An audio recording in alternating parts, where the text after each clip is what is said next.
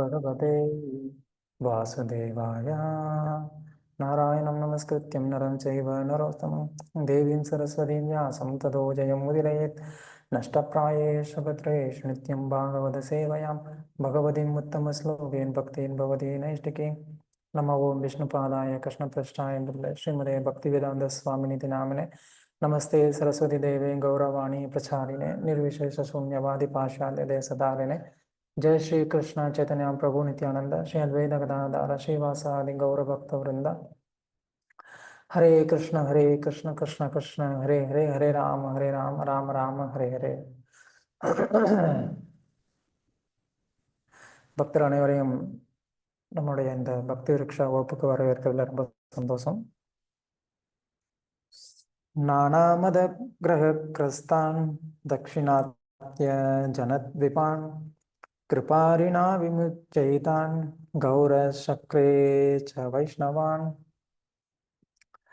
இந்த ஸ்லோகம் வந்து ஸ்ரீ சைத்தன்ய சரிதாமிர்தத்துடைய 9வது அத்தியாயம், அதாவது மத்திய லீலையில 9வது அத்தியாயத்தில் வரக்கூடிய முதல் ஸ்லோகம். கவிராஜர் இங்கே வந்து சைத்தன்ய மகாபிரபு தீர்த்த யாத்திரையா வந்து தென்னிந்தியாவுக்கு வரக்கூடிய அந்த அத்தியாயத்தை விளக்கக்கூடியதுல இந்த ஸ்லோகத்தை வந்து சொல்றார். இதோட அர்த்தம் என்ன அப்படின்னு சொன்னா, தென்னிந்திய பயணத்தப்போ அங்க இருந்த மக்கள் எல்லாம் வந்து ஒரு யானை போன்ற பலத்தோட அவங்க வந்து இருந்தாங்க. எதுல அப்படின்னு சொன்னா, ஒரு நல்ல ஒரு ஆழ்ந்த ஞானத்துல. ஆனாலும் வந்து எப்படி வந்து ஒரு நல்ல பலமான ஒரு யானை கூட வந்து ஒரு நீர் தண்ணிக்குள்ள வந்து இருக்கிறப்போ ஒரு முதல்ல வந்து பிடிச்சிருச்சு அப்படின்னு சொன்னா, அந்த யானையினுடைய பலத்தினால வந்து என்ன பண்ண முடியாது, அந்த முதலையை வந்து ஒன்றும் பண்ண முடியாது. அது மாதிரி இந்த தென்னிந்திய மக்கள்லாம் வந்து நல்ல ஒரு ஞானம் அப்படிங்கிற அந்த ஒரு பலத்தினால, ஒரு யானை போன்ற பலத்தோட இருந்தா கூட அவங்கெல்லாம் வந்து வேற வேற சித்தாந்தங்கள்னால, அதாவது சம்பிரதாயங்கள்னால, தத்துவங்கள்னால, அந்த தத்துவங்கள் சித்தாந்தங்கள் அப்படிங்கிற அந்த ஒரு முதலையினால வந்து அவங்கெல்லாம் வந்து பிடிக்கப்பட்டிருந்தாங்க. அதனால அவங்களுடைய பலம் இருந்து கூட அவங்களால வந்து என்ன பண்ண முடியல, அதை வந்து சரியா வந்து உபயோகிக்க முடியல. அதனால சைத்தன்ய மகாபிரபு ரொம்ப கருணையா வந்து என்ன பண்ணாரு, அந்த தென்னிந்திய மக்கள் எல்லாம் எப்படி கஜேந்திரன்கிற அந்த யானைய முதலையுடைய ஒரு பிடியில இருந்து சுதர்சன சக்கரத்தால வந்து பகவான் காப்பாத்தினாரோ பகவான் ஹரி, அது மாதிரியே வந்து பகவான் சைத்தன்யர் வந்து என்ன பண்றாரு, இந்த தென்னிந்திய மக்கள் எல்லாம் வந்து இந்த நாம சங்கீர்த்தனம் அப்படிங்கிற இந்த ஒரு சுதர்சனத்தினால வந்து என்ன பண்றாரு, இந்த வேற சித்தாந்தங்கள் அப்படிங்கிற அந்த ஒரு முதலையுடைய பிடியிலிருந்து சைத்தன்ய மகாபிரபு வந்து காப்பாத்துறார். ஸோ சைத்தன்ய மகாபிரபுவுடைய காலங்களில் வந்து தர்மங்கள் ஓரளவுக்கு வந்து சரியாக கடைபிடிக்கப்பட்டு கொண்டிருந்த அந்த ஒரு காலமாக இருந்தால் கூட வேற வேற மதம் சித்தாந்தங்கள்னால வந்து இந்த மக்கள் வந்து ரொம்பையும் வந்து குழம்பி இருந்தாங்க, அதனால பாதிக்கப்பட்டிருந்தாங்க. சைத்தன்ய மகாபிரபு ரொம்ப கருணையா வந்து என்ன பண்ணாரு, அவங்களெல்லாம் இந்த நாம சங்கீர்த்தனத்தின் மூலமா அவங்களெல்லாம் வந்து விடுவிச்சார். ஆனா தெய்வ திரு ஆசா பக்தி வேதாந்த சுவாமி பிரபுபாதர் வந்து பாட்சாச தேசம், அதாவது மிலேச்ச தேசம், இந்தியாவுக்கு வெளியில இருக்கக்கூடிய அந்த தேசங்கள்ல, அதுலேயும் வந்து பகவானை பத்தின ஒரு விதமான ஞானமும் இல்லாத தேசத்துல பௌதிகமான ஞானம் அப்படிங்கிற அந்த பலமான முதலையுடைய பிடியில இருந்த அந்த மக்களை பிரபுபாதர் வந்து என்ன பண்ணாரு, சேம் சைதன்ய மகாபிரபு கொடுத்த அதே அந்த நாம சங்கீர்த்தனம்ங்கிற அந்த ஒரு சுதர்சனத்தினால வந்து என்ன பண்ணாரு, அந்த மக்களை எல்லாமே வந்து அதர்மமான வழியில இருந்த அந்த மக்களை எல்லாம் கூட வந்து சைத்தன்ய மகாபிரபு என்ன பண்ணாரு, பிரபுபாதர் என்ன பண்ணாரு, அவங்கள கூட வந்து தர்மத்துடைய பாதைக்கு வந்து எடுத்துட்டு வந்தார். ஸோ சைத்தன்ய மகாபிரபு இந்தியாவில் தர்மம் தெரிந்த மக்களை வந்து விடுவிச்சாரு. அதுவும் சைத்தன்ய மகாபிரபுடைய கருணை தான். ஆனால் சைத்தன்ய மகாபிரபுடைய சேனாபதி பக்தராக இருக்கக்கூடிய பிரபுபாதர் வந்து என்ன பண்ணுறாரு, அவர் வந்து பாட்சாச தேசத்தில் இருக்கக்கூடிய அதர்மம்னா என்னன்னே அதாவது செய்கிறத வந்து அதர்மம்னே வந்து புரிந்து முடியாத அளவுக்கு இருக்கக்கூடிய மக்களையும் வந்து என்ன பண்ணாரு, இந்த ஹரிநாம சங்கீர்த்தனம்ங்கிற சுதர்சனத்தினால வந்து பிரபுபாதர் வந்து விடுவிச்சிருக்கிறார். அவரை மட்டும் இல்லை, மொத்த உலகத்தையுமே வந்து சைத்தன்ய மகாபிரபு கொடுத்த இந்த சுதர்சன சக்கரத்தினால வந்து பிரபுபாதர் வந்து என்ன பண்ணியிருக்கிறாரு, விடுவிச்சிருக்கிறாரு. அவங்களெல்லாம் திரும்பவும் வந்து இந்த தர்மத்துடைய பாதைக்கு கூட்டிட்டு வந்திருக்கிறாரு அப்படிங்கிறதுல வந்து எந்த விதமான ஒரு சந்தேகமுமே வந்து தேவையில்லை. ஸோ அப்படிப்பட்ட சில பிரபுபாதருடைய திரோபாவம் இன்னைக்கு அவருடைய கருணையினால, காருண்யத்தினால நம்ம எல்லாருக்கும் வந்து தர்மம்னா ரியலாக என்ன அப்படின்னு சொல்லி தெரிஞ்சுக்கிறதுக்கான ஒரு சந்தர்ப்பம், அதை வந்து கடைப்பிடிக்கிறதுக்கான ஒரு சூழ்நிலை இதெல்லாம் ஏற்பட்டிருக்கு அப்படின்னு சொன்னால் அது நிஜமாக வந்து பிரபுபாதருடைய ஒரு கருணையினால தான். இந்த உலகத்தில் வந்து ஒளி கொடுக்கக்கூடியதுக்கு 2 முக்கியமான கிரகங்கள் இருக்குது. ஒன்று சூரியன் மூலமாக நமக்கு வந்து ஒளி கிடைக்குது, இன்னொன்று வந்து சந்திரன் மூலமாக வந்து ஒளி கிடைக்குது. சூரியனுடைய கிரணங்கள் மூலமாக நமக்கு ஒளி கிடைச்சா கூட அதோடு சேர்ந்து நமக்கு வந்து என்ன கிடைக்குது, கொஞ்சம் வெப்பம், ஹீட், அதுவும் நமக்கு வந்து கிடைக்குது. ஆனால் அதே சூரியன்கிட்ட இருந்து அந்த பிரகாசத்தை வந்து கிரகிச்சு நமக்கு வந்து வெளிச்சத்தை கொடுக்கக்கூடிய அந்த சந்திரன் வந்து பார்த்திங்கன்னா அது குளுமையோட சேர்ந்து வந்து என்ன பண்ணுது, நமக்கு வந்து அந்த வெளிச்சத்தை வந்து கொடுக்குது. ஸோ சைத்தன்ய மகாபிரபு அந்த சூரியன் போன்றவர். அவர் வந்து இந்த கலியுகத்துடைய மக்களுக்கு வந்து சூரியன் போல தோன்றி அவர் வந்து பிரகாசத்தை வந்து கொடுத்தார். அதில் வந்து சைத்தன்ய மகாபிரபு கொடுத்த அந்த கருணையில் வெப்பம் அப்படிங்கிறது இருக்க முடியுமா அப்படின்னு நம்ம வந்து கேட்கலாம். கண்டிப்பாக சைத்தன்ய மகாபிரபுவோடைய கருணையில் வந்து ஹீட் அப்படிங்கிறதே வந்து இல்லை. ஆனாலும் சில நேரங்களில் வந்து சைத்தன்ய மகாபிரபு கடுமையாக நடந்துக்கிட்டதை நம்மளால் வந்து பார்க்க முடியும். பக்தர்கள் சில நேரங்களில் வந்து தவறு செய்தப்போ சைத்தன்ய மகாபிரபு சில நேரங்களில் வந்து கடுமையாக நடந்துக்கிட்டதை நம்ம வந்து பார்க்க முடியும். ஜகாய் மதாயை வந்து சைத்தன்ய மகாபிரபு தண்டிக்கிறதுக்கு போனார். தன் கூட வந்த சீடனை வந்து, அதாவது கிருஷ்ணதாசனை கண்டிச்சார். இப்படி பல உதாரணங்கள் நம்ம வந்து சொல்ல முடியும். ஆனால் சேம் அதே சைத்தன்ய மகாபிரபுவோடைய சைத்தன்ய மகாபிரபுங்கிற அந்த சூரியனால் சக்தி அளிக்கப்பட்ட பிரபுபாதர் அப்படிங்கிற அந்த சந்திரன் அந்த பிரகாசத்தை தான் வந்து என்ன பண்ணுது, நமக்கு வந்து கொடுக்குது. ஆனால் அங்கே வந்து கொஞ்சம் கூட அந்த ஒரு வெப்பம் அப்படிங்கிறதே இல்லாமல் கம்ப்ளீட்டாக வந்து ஒரு குளுமை, பிரபுபாதருடைய அந்த கருணை அப்படிங்கிற அந்த ஒரு குளிர்ச்சியினால் வந்து என்ன பண்ணுறாரு, எல்லாருக்குமே வந்து இந்த யுகத்தோடைய கலியுகம் அப்படிங்கிற இந்த ஒரு இருள் சூழ்ந்த இந்த உலகத்தில் பிரபுபாதர் நமக்கு வந்து என்ன பண்ணியிருக்கிறாரு, சந்திரன் போல வந்து ஒரு குளிர்ச்சியோட ஒரு பிரகாசத்தை நமக்கு வந்து கொடுத்து நம்ம மனித வாழ்க்கையோடைய தர்மம் என்ன அப்படிங்கிறத நமக்கு வந்து காமிச்சு கொடுத்துருக்கிறார். அப்படி இல்லைன்னா பகவத்கீதையில் வந்து கிருஷ்ணர் சொல்கிற மாதிரி எது தர்மம் எது அதர்மம் அப்படிங்கிற ஒரு கன்ஃபியூஷனே நமக்கு வந்துட்டு எப்போதுமே இருந்திருக்கு. நம்ம தர்மம்னு நினச்சே தான் சில காரியங்கள் பண்ணியிருப்போம், ஆனால் அது அதர்மம்ங்கிறதே நமக்கு பின்னாடி தான் தெரிஞ்சிருக்கும். ஒரு உதாரணம் சொல்லணும் அப்படின்னு சொன்னால், நமக்கு தானம் கொடுக்கறது அப்படிங்கிறது தர்மம்னு நாம் நினச்சிருப்போம். ஆனால் அந்த தானத்தை நம்ம வந்து ஒரு போதைப் பொருளை பயன்படுத்தக்கூடிய ஒரு நபருக்கு நம்ம வந்து கொடுத்தோம் அப்படின்னு சொன்னால் அந்த தானம் எதுக்கு பயன்படுது, போதை வஸ்துக்களை வந்து எடுத்துக்கிறதுக்கு பயன்படுது. அப்போது அந்த தானம் அப்படிங்கிற அந்த தர்மமே வந்து என்ன ஆயிடுது, அதர்மமாக மாறிடுது. ஸோ அதனால் இந்த மாதிரி பல விதங்களில் வந்து நமக்கு இது தர்மம் அப்படின்னே நமக்கு வந்து தெரியல, இல்லைன்னா அதர்மத்தை நம்ம வந்து தர்மம்னு நம்ம வந்து நினச்சிக்கிட்டு என்ன பண்ணிகிட்டு இருந்தோம், பல காலங்களாக வந்து நம்ம வாழ்ந்துக்கிட்டு இருந்தோம். ஆனா பிரபுபாதருடைய கருணையினால பகவத்கீதை பாகவதம் அப்படிங்கிற அந்த ஒரு பிரகாசத்தினால பிரபுபாதருடைய அதுக்கு கொடுத்துருக்கக்கூடிய அந்த விளக்க உரைங்கிற அந்த ஒரு பிரகாசத்தினால வந்து என்னாச்சு அப்படின்னு சொன்னா இந்த தர்மங்கள் எல்லாமே வந்து நமக்கு ரொம்ப தெளிவா வந்து தெரிஞ்சது. பொதுவா வந்து இரண்டு விதமான தர்மங்கள் இருக்கு. எப்படி வந்து ஒரு நாணயத்திற்கு இரண்டு பக்கங்கள் இருக்கோ அது மாதிரி நமக்கு தர்மம் அப்படிங்கிறது ரெண்டு விதமா வந்து இருக்கு. இந்த ரெண்டுமே நமக்கு வந்து முக்கியம்தான்.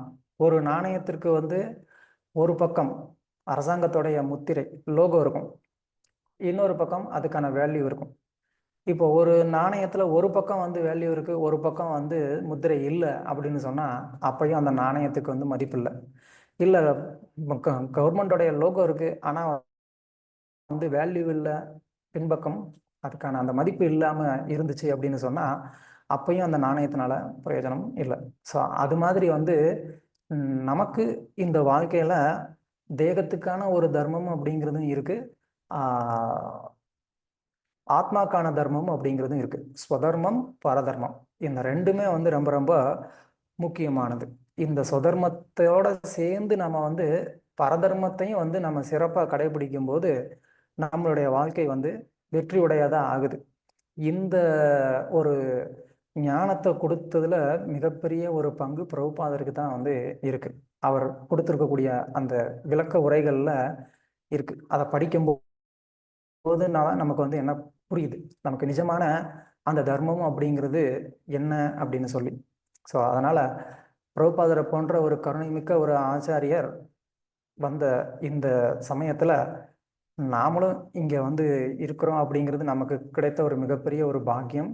அவருடைய சங்கம் நமக்கு நேரடியா இல்லாட்டினா கூட அவருடைய வாணி பதிவு செய்யப்பட்ட அவருடைய உபன்யாசங்கள் மூலமாவோ இல்லை அவருடைய புஸ்தகங்கள் மூலமாவோ நமக்கு அவருடைய கருணை கிடைச்சிக்கிட்டு இருக்கு. அவர் கொடுக்கக்கூடிய அந்த ஞானம் நமக்கு வந்து கிடைச்சிக்கிட்டு இருக்கு. அதன் மூலமா நாம நம்மளுடைய மனுஷ வாழ்க்கையை வந்து ஒரு சரியான வழியில நடத்திட்டு போறதுக்கு அதுக்கு நமக்கு ரொம்ப ரொம்ப வந்து உதவியா இருக்கு. அதுலேயும் சாஸ்திரம் சொன்ன அந்த தர்மத்தின்படி நம்ம வாழ்க்கையை வந்து நம்ம அமைச்சு கொண்டு போறதுக்கு அது ரொம்பவும் உதவியா இருக்கிறதுனால நாம எப்பவும் வந்து பிரபுபாதருக்கு கடமைப்பட்டிருக்கிறோம். அவருக்கு எப்போதும் நம்மளுடைய அனந்த கோடி நமஸ்காரங்களும் நன்றிகளும். ஸோ எஸ், தேங்க்யூ ஐயா. இன்னைக்கு நம்ம கிளாஸ்க்குள்ள போகலாம். படிங்க யாராவது. தேங்க்யூ பிரபு. கலியின் நான்கு கால்கள். சுத உவாச்ச அபயர்த்தி தஸ் ததா தஸ்மை சதா நானி காலயேத தவ் த்யூதம் பானம் ஸ்திரியஹ சுன யத்ரா தர்மஸ் சதுர்விதஹ. மொழிபெயர்ப்பு. கலி புருஷனால் இவ்வாறு வேண்டிக் கொள்ளப்பட்டபடி பரிசித்து மகாராஜா சூது, குடி, விபச்சாரம் மற்றும் மிருகவதை ஆகியவை நடைபெறும் இடங்களில் வாழ அவனுக்கு அனுமதி அளித்தார் என சூத கோஸ்வாமி கூறினார். பொருளுரை. தர்மத்தின் அடிப்படை கொள்கைகளான தற்பெருமை, விபச்சாரம், குடி மற்றும் பொய். அதர்மத்தின் அடிப்படை கொள்கை. அதர்மத்தின் அடிப்படை கொள்கைகளான தற்பெருமை, விபச்சாரம், குடி மற்றும் பொய் ஆகியவை 4 தர்மங்களான தவம், தூய்மை, தயை மற்றும் உண்மை ஆகியவற்றை முறியடிக்கின்றன. சூது, விபச்சாரம், குடி மற்றும் மிருகவதை ஆகிய இந்த குறிப்பிடப்பட்ட 4 இடங்களில் கலிபுருஷன் வாழ்வதற்கு அரசரால் அனுமதி அளிக்கப்பட்டது. எவ்வாறு ஒரு உயிர்வாளி ஜடக்கட்டிற்கு இரையாகின்றான் என்பதை பற்றி இந்த பதத்தில் தெளிவாக விளக்கப்பட்டுள்ளது. ஒருவன் அவனது உடலை அவனென்று நினைப்பதுதான் ஆரம்பம். ஆகவேதான் பகவத்கீதை ஒருவன் உடல் அல்ல, அவன் உடலின் உள்ளே இருக்கிறான் என்ற ஆன்மீக ஆணையுடன் தொடங்குகிறது. இந்த உணர்வானது கிருஷ்ணரின் புனித நாமமான ஹரே கிருஷ்ணா மகாமந்திரத்தை ஜெபிப்பது மற்றும் பக்தர்களின் சங்கத்தில் எப்போதும் இருப்பது ஆகியவற்றால் மட்டும்தான் முடியும். இதுதான் வெற்றிக்கான ரகசியம். ஆகையால் ஒருவர் பகவானின் புனித நாமத்தை ஜெபிக்க வேண்டும் மற்றும் இந்த ஜட உலக மாசிலிருந்து, குறிப்பாக முறையற்ற பாலுறவு, புலால் உண்ணுதல், போதைப் பொருட்கள் உண்ணுதல் மற்றும் சூதாடுதல் போன்ற காம இச்சைகளின் மாசிலிருந்து விடுதலை பெற வேண்டும் என்று நாங்கள் வலியுறுத்துகின்றோம். ஒருவர் உறுதியுடன் இந்த கொள்கைகளை பின்பற்றி ஜடவாழ்வின் துன்பத்திலிருந்து தன்னை காப்பாற்றிக் கொள்ள வேண்டும். உடல் சம்பந்தமான வாழ்விலிருந்து வெளிவருவதே முதல் தேவையாகிறது. ஸ்ரீமத் பாகவதம் 6:2-38 பொருளுரை. தேங்க்யூ மத்தாலி.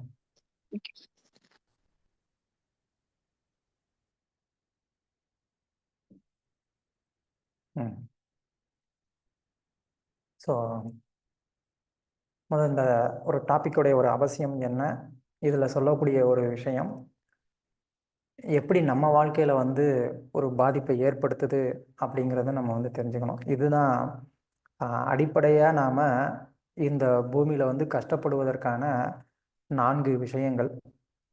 அதுக்கு நேராக ஆப்போசிட்டாக இருக்கக்கூடிய 4 விஷயங்கள் நம்மளை இந்த ஒரு ஆபத்திலிருந்து காப்பாற்றக்கூடிய விஷயம். ஸோ அதனால தான் பாகவதத்தில் இருந்து இந்த ஸ்லோகத்தை வந்து நமக்கு எடுத்து காமிச்சிருக்கிறாங்க. இங்கே சொல்லக்கூடிய டாபிக் என்ன அப்படின்னு சொன்னால், இதுக்கு முன்னாடி பேக்ரவுண்ட் ஸ்டோரி என்ன அப்படின்னு சொன்னால், பரீட்சித் மகாராஜர் வந்து பாண்டவர்களுடைய பேரன்னு சொல்லலாம், அர்ஜுனனுடைய பேரன். அர்ஜுனனுடைய பையன் அபிமன்யு, உத்தரா அவங்களுடைய மனைவி. இவங்களுக்கு பிறந்த பையன் தான் யார்? பரீட்சித். ஸோ பாண்டவர்கள் வந்து பரீட்சித் ஓரளவுக்கு வளர்ந்து பெரியாள் ஆனதுக்கப்புறமா என்ன பண்ணாங்க, நாம் இனிமேல் ராஜ்யத்தில் இருக்க வேண்டிய அவசியம் இல்லை, நம்ம பகவானை அடைவதற்காக நம்ம ராஜ்யத்தை துறந்து தவ வாழ்க்கையை மேற்கொள்றதுக்காக நம்ம இமயமலை போகலாம் அப்படின்னு சொல்லி அவங்க வந்து கிளம்பி போயிடுறாங்க. அதுக்கப்புறமா பரீட்சித் மகாராஜர் வந்து ஆட்சி பண்ணுறாரு. பரீட்சித் மகாராஜர் ஆட்சி செய்யக்கூடிய அந்த சமயத்தில் அவர் அனைத்து ராஜ்யங்களுக்கும் அவர் வந்து போகிறாரு திக்விஜயமாக. ஏன்னா அவர் தான் வந்து சக்கரவர்த்தி மொத்த இந்த பாரத தேசத்துக்குமே. அப்படி அவர் வந்து பல தேசங்களுக்கு அவர் வந்து பிரயாணம் பண்ணும்போது எல்லா இடங்கள்லையும் தர்மம் சரியாக நடந்துக்கிட்டு இருக்கா அப்படிங்கிறத அவர் வந்து பார்த்துட்டு வர்றாரு. அங்கே கருப்பாக ஒரு ஆள், என்ன மாதிரி கருப்பாக ஒரு ஆள் வந்து என்ன பண்ணுறாரு, அங்கே ஒரு பசுவை வந்து தண்டிச்சுக்கிட்டு இருக்கிறார். அந்த பசுவுக்கு வந்து 4 கால்கள். அந்த 4 கால்களில் வந்து 3 காலை வந்து ஆல்ரெடி வந்து என்ன பண்ணிடுறாரு, காலி பண்ணிட்டாரு. இருக்கிற அந்த ஒரு காலோட வந்து அந்த பசு வந்து வேதனையோட இருக்கிறத பரீட்சித் மகாராஜர் பார்க்குறாரு. என்னுடைய ராஜ்யத்தில் இப்படி ஒரு அசம்பாவிதம் வந்து எப்படி நடக்கலாம் அப்படின்னு சொல்லி பரீட்சித் மகாராஜர் அந்த நபரை வந்து தண்டிக்கிறதுக்காக வந்து போறார். ஸோ பரீட்சித் மகாராஜர் வந்து எந்த அளவுக்கு சக்தி வாய்ந்த ஒரு நபர் அப்படிங்கிறத நம்ம இங்கேருந்து புரிஞ்சுக்கலாம்.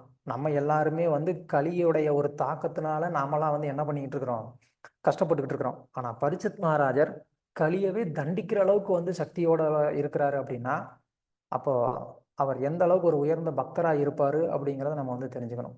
ஸோ ஒரு உயர்ந்த பக்தராக இருக்கக்கூடியவர் கலியவே வந்து தண்டிக்க முடியும் அப்படிங்கிறதையும் நம்ம வந்து இதுலேருந்து தெரிஞ்சுக்கலாம்.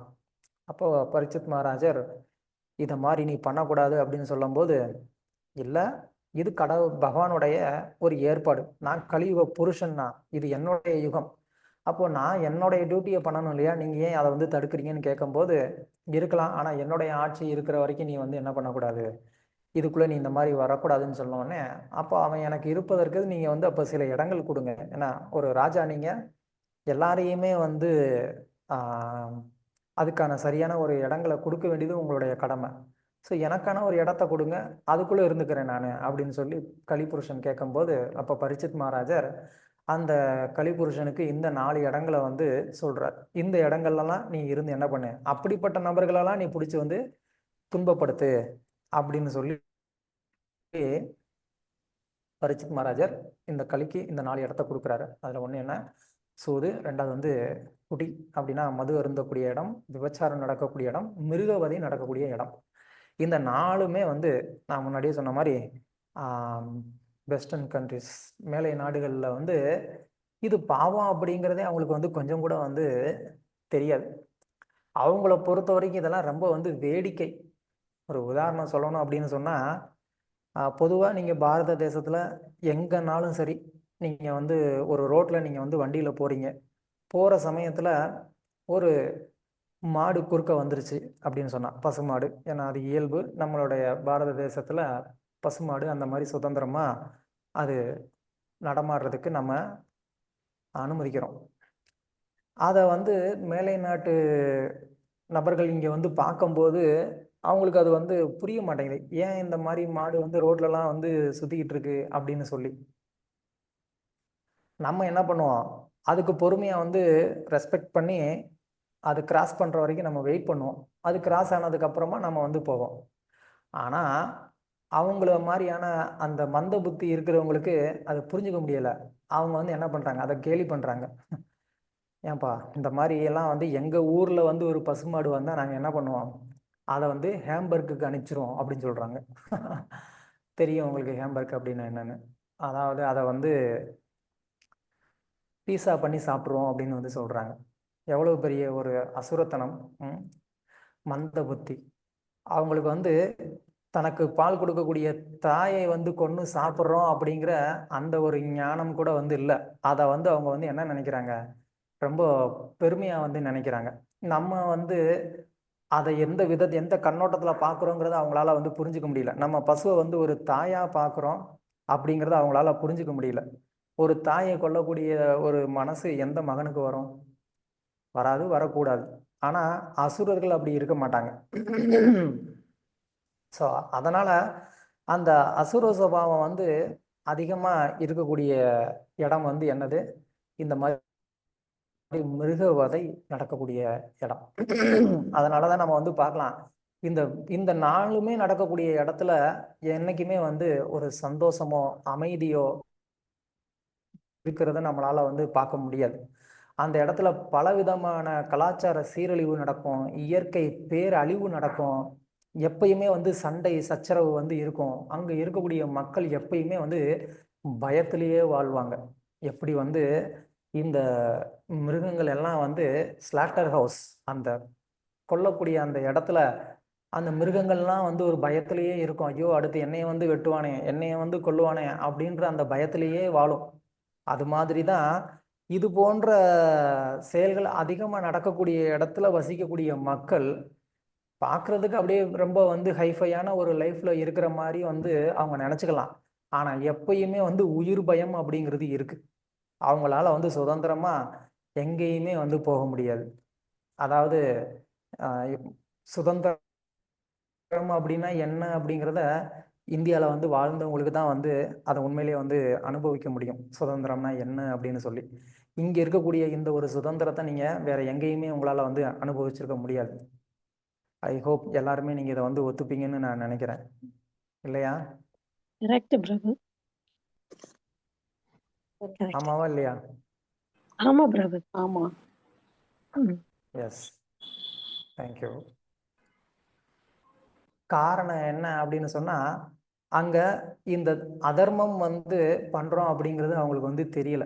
அந்த அதர்மத்தையே அவங்க வந்து என்ன நினைக்கிறாங்க, தர்மம் அப்படின்னு வந்து நினைச்சுக்கிட்டு இருக்கிறாங்க. ஸோ அதுதான் வந்து இருக்கிறதுலே மிகப்பெரிய ஒரு பிரச்சனை.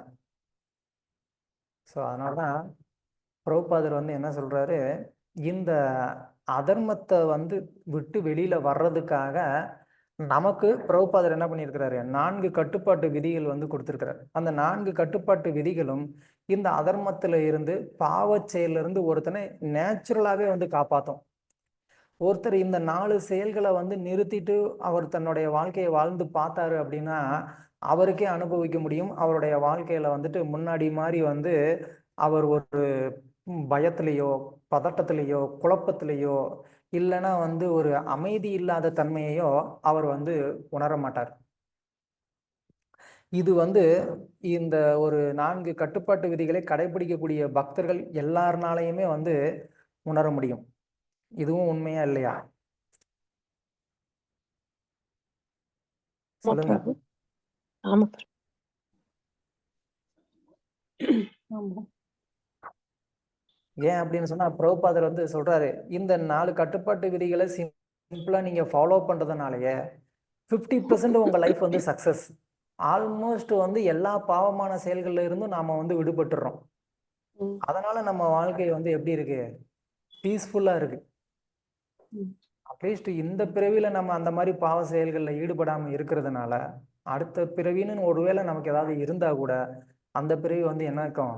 ரொம்பவும் நல்லாவே தான் இருக்கும். ஸோ அதனாலதான் தர்மத்துடைய 4 தூண்கள் அப்படிங்கிறது இருக்கு. அது என்ன? தவம், தூய்மை, தயை மற்றும் உண்மை. இந்த 4 தூண்கள் வந்து நம்மளுடைய வாழ்க்கைக்கான உண்மையான 4 தூண்கள். தர்மம் அப்படின்னா நாம வந்து என்ன நினைச்சுக்கிறோம்? யாருக்கோ வந்து சாப்பாடு இல்லாதவங்களுக்கு சாப்பாடு கொடுக்கறது, இல்ல படிக்க முடியாதவங்களுக்கு படிப்புக்கு உதவி பண்றது, ட்ரெஸ் இல்லாதவங்களுக்கு ட்ரெஸ் கொடுக்கறது, இப்படி வியாதியில கஷ்டப்படுறவங்களுக்கு ஏதாவது ஒரு நோய்க்கு வந்து உதவுறது, இது எல்லாமே ஓகே. இது இது வந்து தர்மம் இல்லை அப்படின்னு சொல்லலை. இது எல்லாமே தர்மம் தான். இது தர்மத்துல ஒரு பார்ட் மட்டும்தான். அதை நாம வந்து தெரிஞ்சுக்கணும். அதுதான் இங்க வந்து தயை. தர்மத்துடைய 4 தூண்கள்ல ஒரு தூண் என்ன? தயை. அந்த தயையை மட்டுமே நம்ம பிரதானமான ஒரு தர்மம் அப்படின்னு நாம நினைச்சிட்டு இருக்கிறோம். அந்த தயையை தவிர்த்து நமக்கு இன்னும் மிச்சம் 3 தர்மம் இருக்கு. அந்த தர்மத்துடைய மிச்சம் 3 பார்ட் இருக்கு. அதை நாம வந்து என்னன்னு பர்ஃபெக்டா வந்து தெரிஞ்சுக்கணும். ஏன்னா அது இல்லை அப்படின்னு சொன்னாலும் நமக்கு வந்து இந்த தர்மத்தை கம்ப்ளீட்டா நம்மளால கடைபிடிக்க முடியாது. தவம், தூய்மை, உண்மை, இதுவுமே வந்து ரொம்ப முக்கியம் இல்லையா? தவம் அப்படின்னு சொன்னோம் அப்படின்னு சொன்னா பலவிதமான தவங்கள் வந்து சாஸ்திரத்துல வந்து சொல்லப்பட்டிருக்கு. பகவத்கீதையில வந்து தவம் அப்படிங்கிறது வந்து மனசௌமிய பிரசாதாத், மனதுக்கான ஒரு தவம், பேச்சுக்கான ஒரு தவம், இந்த சரீரத்துக்கான ஒரு தவம், இப்படின்னு சொல்லி தவங்கள் வந்து 3 விதமா இருக்கு. பாருங்க, தர்மமே 4 விதமா இருக்கு. அதாவது 4 பாகமா இருக்கு. தர்மமே 4 பாகமா இருக்கு. அதுக்குள்ள அந்த தவம் அப்படிங்கிறது எப்படி இருக்கு? அது 4 பாகமா இருக்கு. 3 பாகமா இருக்கு. அது மனதிற்கான ஒரு தவம், பேச்சுக்கான ஒரு தவம், அப்புறமா வந்து உடலுக்கான ஒரு தவம். இப்ப இந்த விதத்துல நம்ம பார்த்தோம்னா இதுவும் தர்மம் தான். இந்த தர்மத்தெல்லாம் நம்ம வந்து கடைபிடிக்கிறோமா அப்படின்னு கேட்டா கிடையாது. தவம் அப்படிங்கிறது வந்து என்ன? மனதிற்கான தவம் அப்படின்னு சொல்லும்போது மனதை வந்து பலவிதமான பௌதிகமான விஷயங்களை ஆசைப்படுறதுல இருந்து கட்டுப்படுத்துறது. அந்த மாதிரி நமக்கு வந்து இருக்கா அப்படின்னு கேட்டா கிடையாது. நமக்கு பலவிதமான ஆசைகள் வந்து இருக்கு. மனசை நம்ம என்ன பண்றோம்? கண்ட்ரோல் பண்றதே கிடையாது. பொதுவா இப்போ வந்து ஒரு பிலாசபி என்ன அப்படின்னு சொன்னா, உங்க லைஃப் எப்படிங்க நீங்க வந்து இது பண்றீங்க அப்படின்னு சொன்னா அவங்க வந்து என்ன சொல்றாங்கன்னா, அதாவது இந்த காத்துல வந்து இலை பறக்குது பாத்தீங்களா, அது மாதிரி தாங்க என் லைஃப். அப்படியே வந்து அந்த காத்துல இலை பறக்கிறது எப்படி எப்படிலாம் அது பறந்து போயிட்டே இருக்குமோ அது மாதிரி நான் என்ன பண்ணுவேன், என் மனசு எந்த பக்கம்லாம் பறக்குதோ அந்த பக்கம் நான் பாட்டுக்கு போய்கிட்டே இருப்பேன். அதுதாங்க என் லைஃப். நான் ஹாப்பியா இருக்கேன் அப்படின்னு வந்து சொல்றாங்க. இது எவ்வளவு பெரிய பைத்தியக்காரத்தனம்! ஒரு குறிக்கோளும் கிடையாது. நம்ம என்ன பண்றோங்கிறதுலயும் ஒரு கிளாரிட்டி இல்லை, நம்ம எங்க போக போறோங்கிறதுல ஒரு கிளாரிட்டியும் கிடையாது. இப்படி வந்து வாழ்றதுனால யாருக்கு என்ன லாபம் இருக்கு? வாழ்ந்த அவங்களுக்கும் லாபம் இல்லை, வாழ வச்சவங்களுக்கும் லாபம் இல்லை. அதனால இந்த மனதுடைய ஒரு தூய்மை, அந்த தவம் அப்படிங்கிறது ரொம்ப ரொம்ப முக்கியம். ஏன்னா இந்த மனத்தோடைய ஒரு தவம் இல்லாததுனால தான் நம்ம என்ன பண்றோம், மற்றவங்களுடைய ஒரு வளர்ச்சியை பார்த்து பொறாமைப்படலாம், மற்றவங்களுடைய செல்வத்தை பார்த்து பொறாமைப்படலாம், இன்னொருத்தருடைய பொருளை பார்த்து ஆசைப்படலாம். இது எல்லாமே நடக்குது. ஏன்? மனதிற்கான அந்த தவம் என்னன்னு நமக்கு சொல்லியே கொடுக்கல. என்ன சொல்றாங்க, என்ஜாய் பண்ணு, இருக்கிறது ஒரு வாழ்க்கை தானே, அதை ஏன் வந்து நீ வந்து வேஸ்ட் பண்ற, மனசு போன போக்குல வந்து என்ன வாழு அப்படின்னு வந்து சொல்லி கொடுக்குறாங்க. அப்போ தர்மம் அப்படிங்கிறது எப்படி இருக்கும்? தர்மம் அப்படிங்கிறது இருக்கவே இருக்காது இல்லையா? அடுத்தவங்களுடைய பொருளுக்கு மேல ஆசைப்படக்கூடாது அப்படிங்கிறது தர்மத்துடைய ஒரு பகுதி இல்லையா? அது எங்கிருந்து வருது? அது மனதிற்கான தவம். அப்போ அதை பத்தி யாருமே வந்து சொல்லி கொடுக்கறது கிடையாது. அப்போ தர்மத்துடைய ஒரு பகுதி ஆட்டோமேட்டிக்கா போயிடுச்சு. இன்னொன்னு என்ன? உடலுக்கான ஒரு தவம். உடலுக்கான தவம் அப்படின்னா என்ன? இந்த உடலை சரியான ஒரு விதத்துல வந்து ஈடுபடுத்துறது. எது சரியான விதம் அப்படின்னு சொன்னா, சவைபும்சாம் பரோதர்மோ யதோ பக்திர் அதோக்சஜே அகைத்துகி அப்பிரதிகதா யயாத்மா சுப்ரசீததி. இந்த மொத்த மனித வர்க்கத்துக்கு உண்மையான ஒரு தர்மம் அப்படின்னா என்ன? இந்த புலன்களை, இந்த தேகத்தை நாம வந்து என்ன பண்ணணும்? பகவான் கிருஷ்ணருடைய சேவையில நம்ம வந்து ஈடுபடுத்தணும். எப்போ இந்த புலன்களை, இந்த தேகத்தை நாம வந்து பகவானுடைய சேவையில ஈடுபடுத்துறோமோ, அப்ப நாம வந்து எப்படி இருக்க முடியும்? சுப்ரசீததி, நம்ம வந்து ரொம்ப திருப்தியா சந்தோஷமா இருக்க முடியும் அப்படின்னு வந்து சொல்றாங்க. அதுதான் ஒருத்தனுக்கு உண்மையான தர்மம். இதை கடைப்பிடிக்கிறது மூலமாவே நம்மளால என்ன பண்ண முடியும்?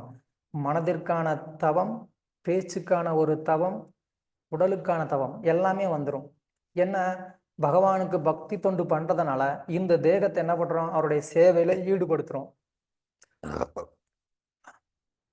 அவருடைய கதைகளை காது மூலமா கேட்கறதுனால இந்த புலனை பகவானுடைய சேவையில ஈடுபடுத்துறோம். அவருடைய புகழை வந்து பேசுறதுனால நாக்க நம்ம என்ன பண்றோம்? பகவானுடைய சேவையில ஈடுபடுத்துறோம். அவருடைய பிரசாதத்தை எடுத்துக்கிறது மூலமா அவருடைய சேவையில ஈடுபடுறோம்.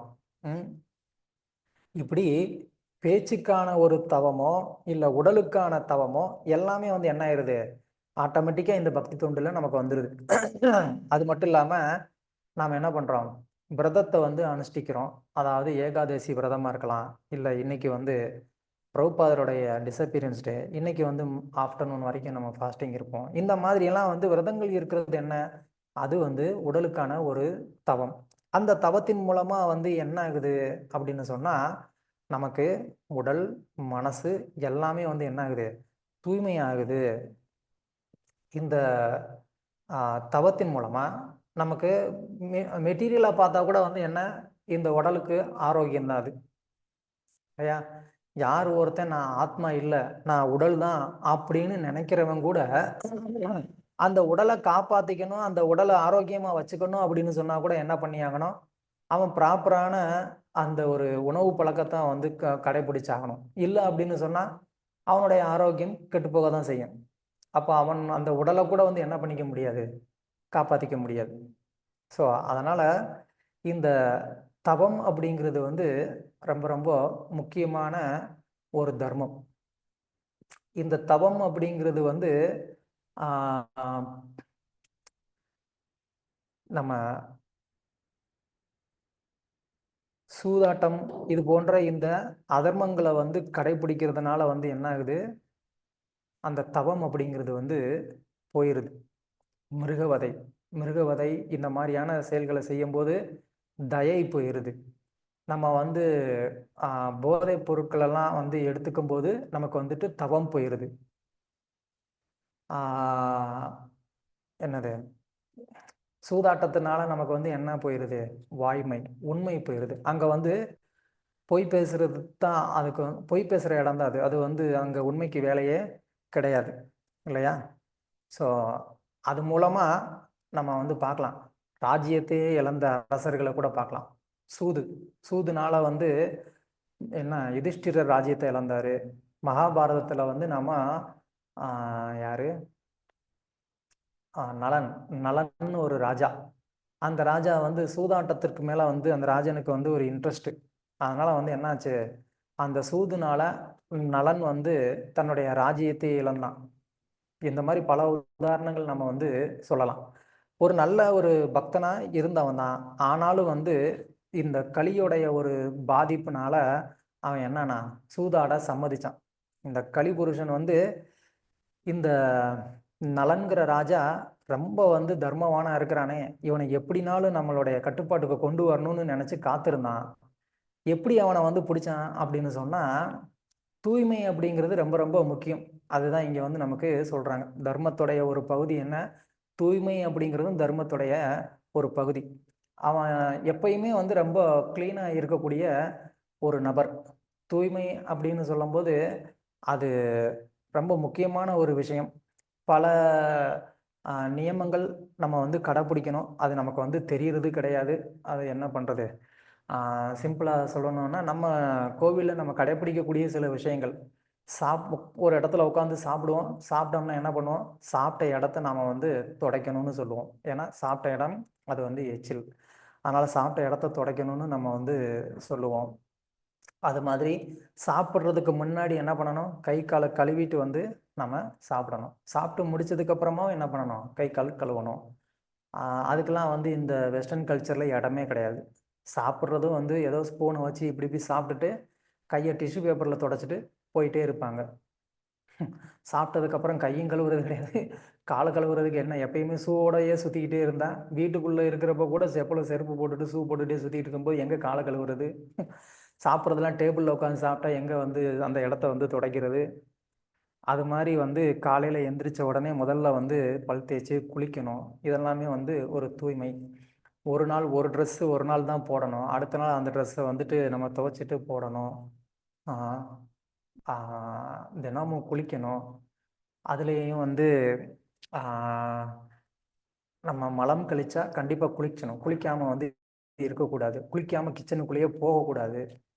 இப்படி வந்து நம்ம பலவிதமான தூய்மை முறைகள் நம்ம வந்து கடைப்பிடிக்கிறது உண்டு. ஆ இதெல்லாம் வந்து சிம்பிளா ஒரு 2, 3 தான் நான் சொல்லியிருக்கிறேன். இன்னும் எவ்வளவோ விஷயங்கள் வந்து இருக்கு. தூங்க போறதுக்கு முன்னாடி கால கழுவிட்டு போய் தான் தூங்கணும். ஆனா ஈரக்காலோட போய் தூங்கக்கூடாது. கால தொடச்சுட்டு போய் தூங்கணும். ஆனா காலையில நம்ம எப்பயோ சாப்பிடும்போது சாப்பிடுறதுக்கு முன்னாடி கால் கழுவிட்டு வரணும். கால் கழுவிட்டு நாம வந்து சாப்பிடுறோம் அப்படின்னா அந்நேரம் வந்து கால துடைக்க தேவையில்ல. ஈரக்காலோட உட்காந்து சாப்பிடணுமா. இப்படிலாம் வந்து சாஸ்திரத்துல இன்னும் எவ்வளவோ தூய்மை முறைகள் வந்து சொல்லியிருக்கு.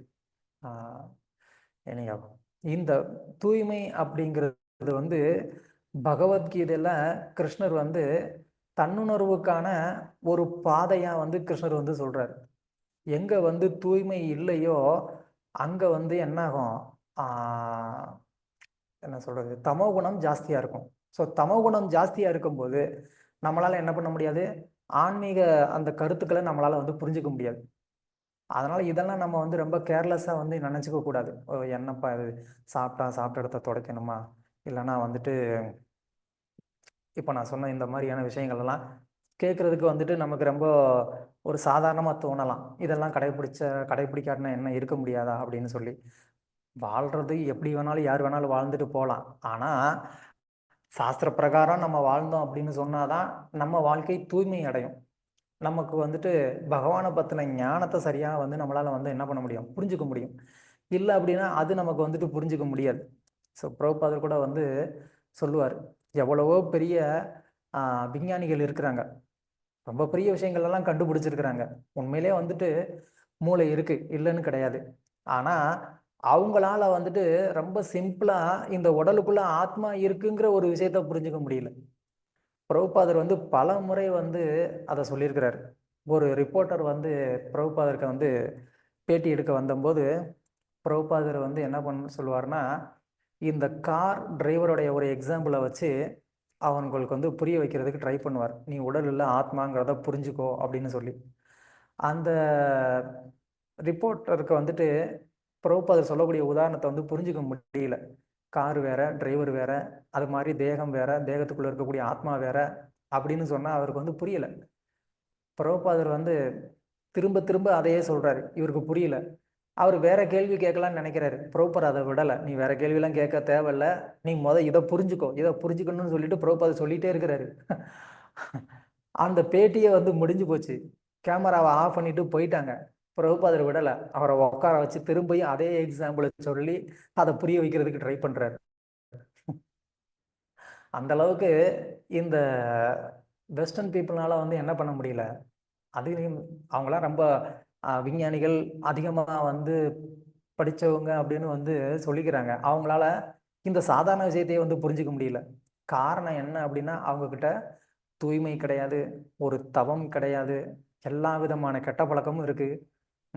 மாமிசம், மிருகவதை அதிகமா இருக்கு. அப்படியெல்லாம் இருக்கிறதுனால தான் பகவானை பத்தின அறிவு அப்படிங்கிறது சூட்சுமமானது. இதுதான் நம்ம வந்து தெரிஞ்சுக்க வேண்டியது. 2 விதமான ஞானம் இருக்கு. ஈஷோ உபநிஷத்துல வந்து இத பத்தி வந்து ரொம்ப அற்புதமா சொல்லப்பட்டிருக்கு. 2 விதமான ஞானம் இருக்கு. ஒண்ணு வந்து பௌதிகமான ஞானம், இன்னொன்னு வந்து ஆன்மீகமான ஞானம். இந்த பௌதிகமான ஞானம் அப்படிங்கிறது அது கிராஸ் நாலேஜ். அது நீங்க வந்து கண்ணுல பார்க்கறது, ஒரு எக்ஸ்பீரியன்ஸ் பண்ணி என்ன பண்ணிக்க போறீங்க? நீங்க வந்து அத புரிஞ்சுக்கலாம். ஆனா, ஆன்மீக ஞானம் அப்படிங்கிறது வந்து அது ரொம்ப சூக்ஷ்மமானது. சூக்ஷ்மம் அப்படின்னு சொல்லும்போது என்னன்னா, ரொம்ப ரொம்ப அது சட்டிலானது. ஆ உதாரணத்துக்கு சொல்லணும்னா, இப்போ தண்ணி இருக்கு. இந்த தண்ணிய வந்து நான் என்ன பண்ணலாம்? என் கையில ஒரு 4, 5 டிராப் வச்சுட்டு நான் என்ன பண்ணிக்க முடியும்? என்னால வந்து பார்க்க முடியும். ஆனா, அந்த தண்ணிய நான் வந்து என்ன பண்ண முடியாது? ஒரு கிராஸான ஆப்ஜெக்ட்னால நான் வந்து என்ன பண்ண முடியாது? அந்த தண்ணிய நான் ஒண்ணும் பெருசா வந்து ஒரு பாதிப்புக்கு உள்ளாக்க முடியாது. பட் அத நான் வந்து வேற விதத்துல என்ன பண்ணலாம்? ஆ பாயில் பண்றது மூலமா அத கொஞ்சம் நான் ஆ வேற ஒரு ப்ராசஸ நான் வந்து பண்ண முடியும் அதுல. ஆனா அதே இது காத்து இருக்கு. இந்த காத்த நான் வந்து என்ன பண்ண முடியும்? ஏதாவது வந்துட்டு ஒரு ஆயுதத்தால அந்த காத்த நான் வந்து ஏதாவது பண்ண முடியுமா? வெட்ட முடியுமா? கிழிக்க முடியுமா? ஏதாவது வந்து அந்த காத்துக்கு நான் வந்து ஒரு பாதிப்பை ஏற்படுத்த முடியுமா? முடியாது. காத்து இருக்குங்கிறது நம்ம எல்லாருக்குமே தெரியுது. ஆனா அந்த காத்த நம்மளால என்ன பண்ண முடியாது? கிராஸ் லெவல்ல நமக்கு வந்துட்டு எந்த ஒரு பெரிய ஒரு பாதிப்பையும் அதுல நம்மளால ஏற்படுத்த முடியாது. அப்போ இந்த பௌதிக உலகத்துல நம்ம எக்ஸ்பீரியன்ஸ்ல இருக்கக்கூடிய ஒரு வஸ்து, ஒரு ஆப்ஜெக்ட் அது என்னன்னா, அது காத்து. அத கூட நம்மளால வந்து என்ன பண்ண முடியாது? ஆ அதோடைய சூட்சுமத்த நம்மளால வந்து புரிஞ்சுக்க முடியாது. இவ்வளவு தூரம் அது சட்டிலா எப்படி இருக்கு? என்ன? நம்மளால அத வந்து உணரத்தான் முடியுமே தவிர பார்க்க முடியாது. அப்போ ஆன்மீக ஞானம் அப்படிங்கிறது இதை விட சூட்சுமமானது. ஏன்னா பகவான் ஆன்மீகமானவர். ஆத்மாவும் ஆன்மீகமானது தான். அதனால தான் ஆத்மா இந்த தேகத்துக்குள்ள இருக்கு அப்படின்னா கூட என்ன பண்ண முடியல? ஆத்மாவை நம்மளால பார்க்க முடியல. ஏன்னா, அது இந்த பௌதிகத்தை விட இன்னும் சூட்சுமமா இருக்கிறதுனால. ஸோ அந்த சூட்சுமமான அந்த ஞானத்த வந்து நம்ம கிரகிச்சுக்கணும் அப்படின்னு சொன்னா, அதுக்கு இந்த 4 விஷயம் நமக்கு வந்து அவசியம். தவம், தூய்மை, தயை, உண்மை. இந்த 3மே வந்து நமக்கு ரொம்ப ரொம்ப அவசியம். ஸோ அதனால நம்ம தூய்மையாக இருக்கிறதுக்கு முயற்சி பண்ணணும். உடல் அளவுலயும், மனதளவுலயும் நம்ம தூய்மையோட இருக்கிறதுக்கு முயற்சி பண்ணணும். தயை கண்டிப்பா வந்து இருக்கணும். எல்லார்கிட்டயும் இருக்கணும். தயை அப்படின்னு சொன்னா மனிதர்கள் மேல மட்டும் கிடையாது. மற்ற ஜீவராசிகளுக்கு மேலேயும் இருக்கணும். அது வந்து வெறுமனே வந்து ஒரு விளம்பரத்துக்கானதா இருக்கக்கூடாது. இப்ப நீங்க வந்து பார்த்தீங்கன்னா, சில நேரத்துல இந்த கிரவுண்டுல வந்து மேட்ச் நடக்கும். ஃபுட்பால் மேட்ச்சு, இல்லைன்னா கிரிக்கெட் மேட்ச்சு இந்த மாரி ஏதாவது ஒண்ணு நடக்கும். அந்த சமயத்துல பார்த்தீங்கன்னா, பறவைகள் வந்து அந்த ஸ்டேடியம்ல வந்து இருக்கும். அவங்க விளையாடுற சமயத்துல என்ன ஆகும்? அந்த பால் போய் வந்து அந்த பறவைய அடிச்சு காயப்படுத்திரும். உடனே அந்த ஸ்போர்ட்ஸ்மேன் என்ன பண்ணுவாரு? ஓடி போய் அந்த பறவைய எடுத்து, அத உடனே வந்து அதுக்கு ஒரு டாக்டர்லாம் வந்து வருவாங்க. அப்படியே டாக்டர்ட்டலாம் குடுத்து, அதுக்கு ட்ரீட்மெண்ட்லாம் பண்ற மாரி வந்து பெரிய பில்டப் பண்ணுவாங்க. ஆனா ஆஃப்டர்நூன் லஞ்ச்ல அந்த ஸ்போர்ட்ஸ்மேன் என்ன சாப்பிடுவாரு? ஏதாவது நான்வெஜ் தான் சாப்பிடுவாரு. அப்போ இந்த இடத்துல இந்த ஒரு பறவை மேல அவர் காமிச்ச அந்த கருணை அப்படிங்கிறது என்ன? அது ஜஸ்ட் வந்து ஒரு விளம்பரம். அவ்வளோதான். அது ஜஸ்ட் ஷோ. இந்த மாதிரியான ஒரு தயை வந்து பிரயோஜனப்படாது. தயை அப்படிங்கிறது எல்லா ஜீவராசிகளுக்கு மேலேயும் எல்லா நேரத்திலயுமே நமக்கு வந்து இருக்கணும். அதுலயும் குறிப்பா இந்த மனிதர்கள் கிருஷ்ண பக்தி இல்லாம கஷ்டப்படுறாங்களே அப்படின்ற ஒரு தயை வந்து நமக்கு வந்து வரணும். அதுதான் பிரபுபாதருக்கு வந்து இருந்த மிகப்பெரிய ஒரு தயை. இவங்கெல்லாம் வந்து இவ்வளவு தூரம் வந்து மெட்டீரியலாக வந்து அட்வான்ஸ்டாக இருக்கிறோன்ற கர்வத்தினால பகவானை பற்றி தெரிஞ்சுக்கிறதுக்கு வந்து தயங்குறாங்களே, அது மூலமாக இந்த அளவுக்கு வந்து பிரச்சனைகளை சந்திக்கிறாங்களேன்னு சொல்லி பிரபுபாதர் வந்து யோசிச்சார். அதனால தான் எப்படியாவது இந்த மக்களுக்கு கிருஷ்ண பக்தி கொடுக்கணும்னு அவர் வந்து கஷ்டப்பட்டார். ஸோ அந்த மாதிரியான ஒரு தயை நமக்கு வந்து வேணும். அப்புறமா உண்மை அப்படிங்கிறதும் நம்மக்கிட்ட வந்து இருக்கணும். ஸோ உண்மை அப்படின்னா என்ன? No duplicity. உள்ள ஒன்று வெளியில் ஒன்றுன்னு இருக்கக்கூடாது. டைரெக்டாக வந்து என்ன பண்ணணும்? சத்தியத்தை வந்து நாம் பேசணும். ஸோ இந்த மாதிரி நாம் வந்து இந்த தர்மத்துடைய இந்த 4 தூண்களை நம்ம வந்து சரியாக கடைப்பிடிக்கிறது மூலமாக நம்மளால் என்ன பண்ண முடியும்? நாம் இந்த உடல் இல்லை ஆத்மா அப்படிங்கிறத நம்மளால் வந்து புரிஞ்சுக்க முடியும். அதோடு சேர்ந்து பகவான் நமக்கு கொடுத்துருக்கக்கூடிய இந்த ஹரே கிருஷ்ணா மகாமந்திர ஜபம் அப்படிங்கிறது மூலமாக நம்மளால் என்ன பண்ண முடியும்? இந்த பௌதிகமான மாயை அதில் இருந்து நாம் விடுபட்டு நாம் யார், பகவான் யார் அப்படிங்கிறத நம்மளால் புரிஞ்சுக்க முடியும். ஓகே, யா, படிங்க.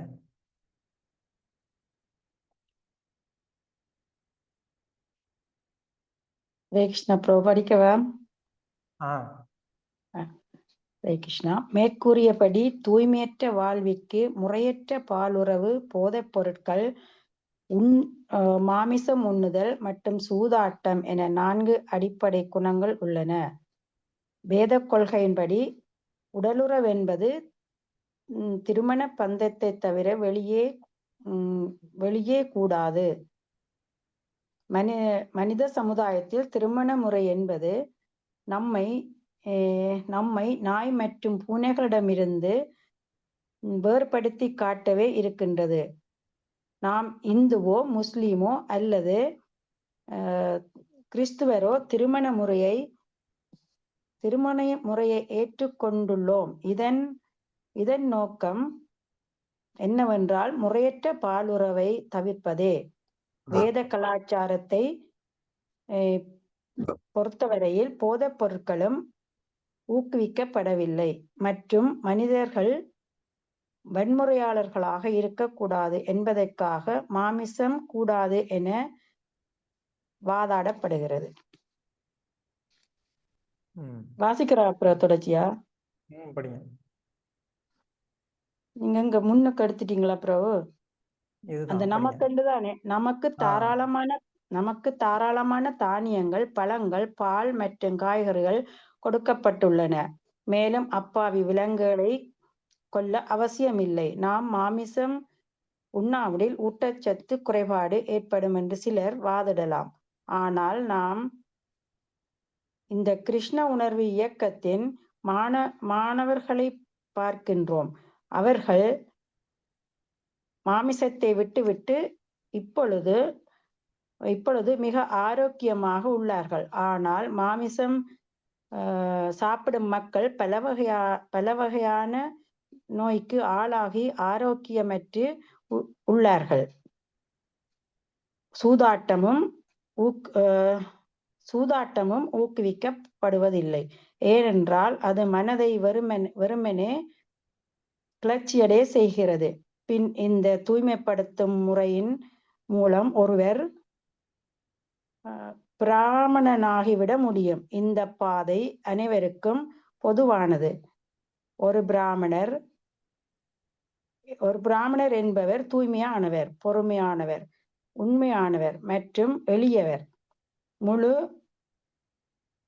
ஞானமுடையவர் மற்றும் கடவுளுடன் நம்பிக்கை உடையவர். அவர் அவருடைய மனம் மற்றும் புலன்களை கட்டுப்படுத்த முடியும். கிருஷ்ண உணர்விற்கு முன்னேறுதல் என்ற புத்தகத்திலிருந்து பகுதி 3.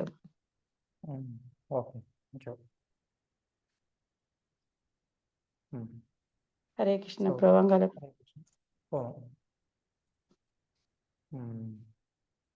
வாசிக்கிறதா பிரபு? இல்ல போதும். ஓகே, இங்க பிரபுபாதர் வந்து இந்த 4 தர்மத்துடைய தூண்களும் முறைப்படி கடைபிடிக்கக்கூடிய விதத்துல நம்மளுடைய வாழ்க்கை முறை முந்தைய காலங்கள்ல இருந்தது அப்படிங்கிறத நமக்கு எடுத்து காட்டுறதுக்கான ஒரு உதாரணம் தான் வந்து திருமண வாழ்க்கையை வந்து பிரபுபாதர் வந்து சொல்றார். இந்த திருமண வாழ்க்கை அப்படிங்கிறது நீங்கள் எந்த கல்ச்சரை எடுத்துக்கிட்டாலும் சரி, எந்த ஒரு கண்ட்ரி எடுத்துக்கிட்டாலும் சரி, எல்லாத்துலேயுமே வந்து இந்த திருமண வாழ்க்கை அப்படிங்கிறது இருக்கிறது நம்மளால் வந்து பார்க்க முடியுது. ஈவன் வந்து காட்டில் கூட நீங்கள் வந்து பார்க்கலாம். காட்டுவாசிகளாக ட்ரைபிள்ஸாக இருக்கக்கூடிய அவங்களுக்குள்ள கூட நீங்கள் பார்த்தீங்கன்னா ஹஸ்பண்ட் அண்ட் ஒய்ஃப் அப்படிங்கிற ஒரு ரிலேஷன்ஷிப் இருக்குது. ஒருத்தரை வந்து தன்னுடைய மனைவியாக ஏற்றுக்கிட்டு அந்த மனைவி கூட மட்டும் வந்து வாழக்கூடியது, அவங்கள தன்னுடைய கடைசி காலம் வரைக்கும் காப்பாற்றக்கூடிய இந்த ஒரு முறையானது பல ஆயிரம் ஆண்டு வருடங்களாக இந்த மனித சமூகத்தில் இருந்துக்கிட்டு வரக்கூடிய ஒரு சிஸ்டம் அப்படிங்கிறத பிரபுபாதர் நமக்கு வந்து இதை எடுத்து காமிக்கிறார். ஸோ அப்படி இருக்கக்கூடிய இந்த உறவு முறையை வந்து விட்டுட்டு இன்னைக்கு இருக்கக்கூடிய இந்த கல்ச்சரில் நாம் வந்து இன்னைக்கு இருக்கக்கூடிய கல்ச்சர் எப்படி போய்கிட்டு இருக்கு அப்படின்னு சொன்னால், அஃப்கோர்ஸ் இன்னைக்கு வந்து இந்தியாவிலே வந்துட்டு இந்த கல்ச்சர் ரொம்ப ஜாஸ்தி ஆயிடுச்சு. லிவிங் டுகெதர் அப்படின்னு சொல்லி ஒரு கல்ச்சர். அது என்ன, திருமணமே செய்து கொள்ளாம விரும்புகிற வரைக்கும் 2 பேரும் சேர்ந்து அவங்களால எத்தனை காலம் வாழ முடியுமோ. மியூட் பண்ணிக்கோங்க யாரு.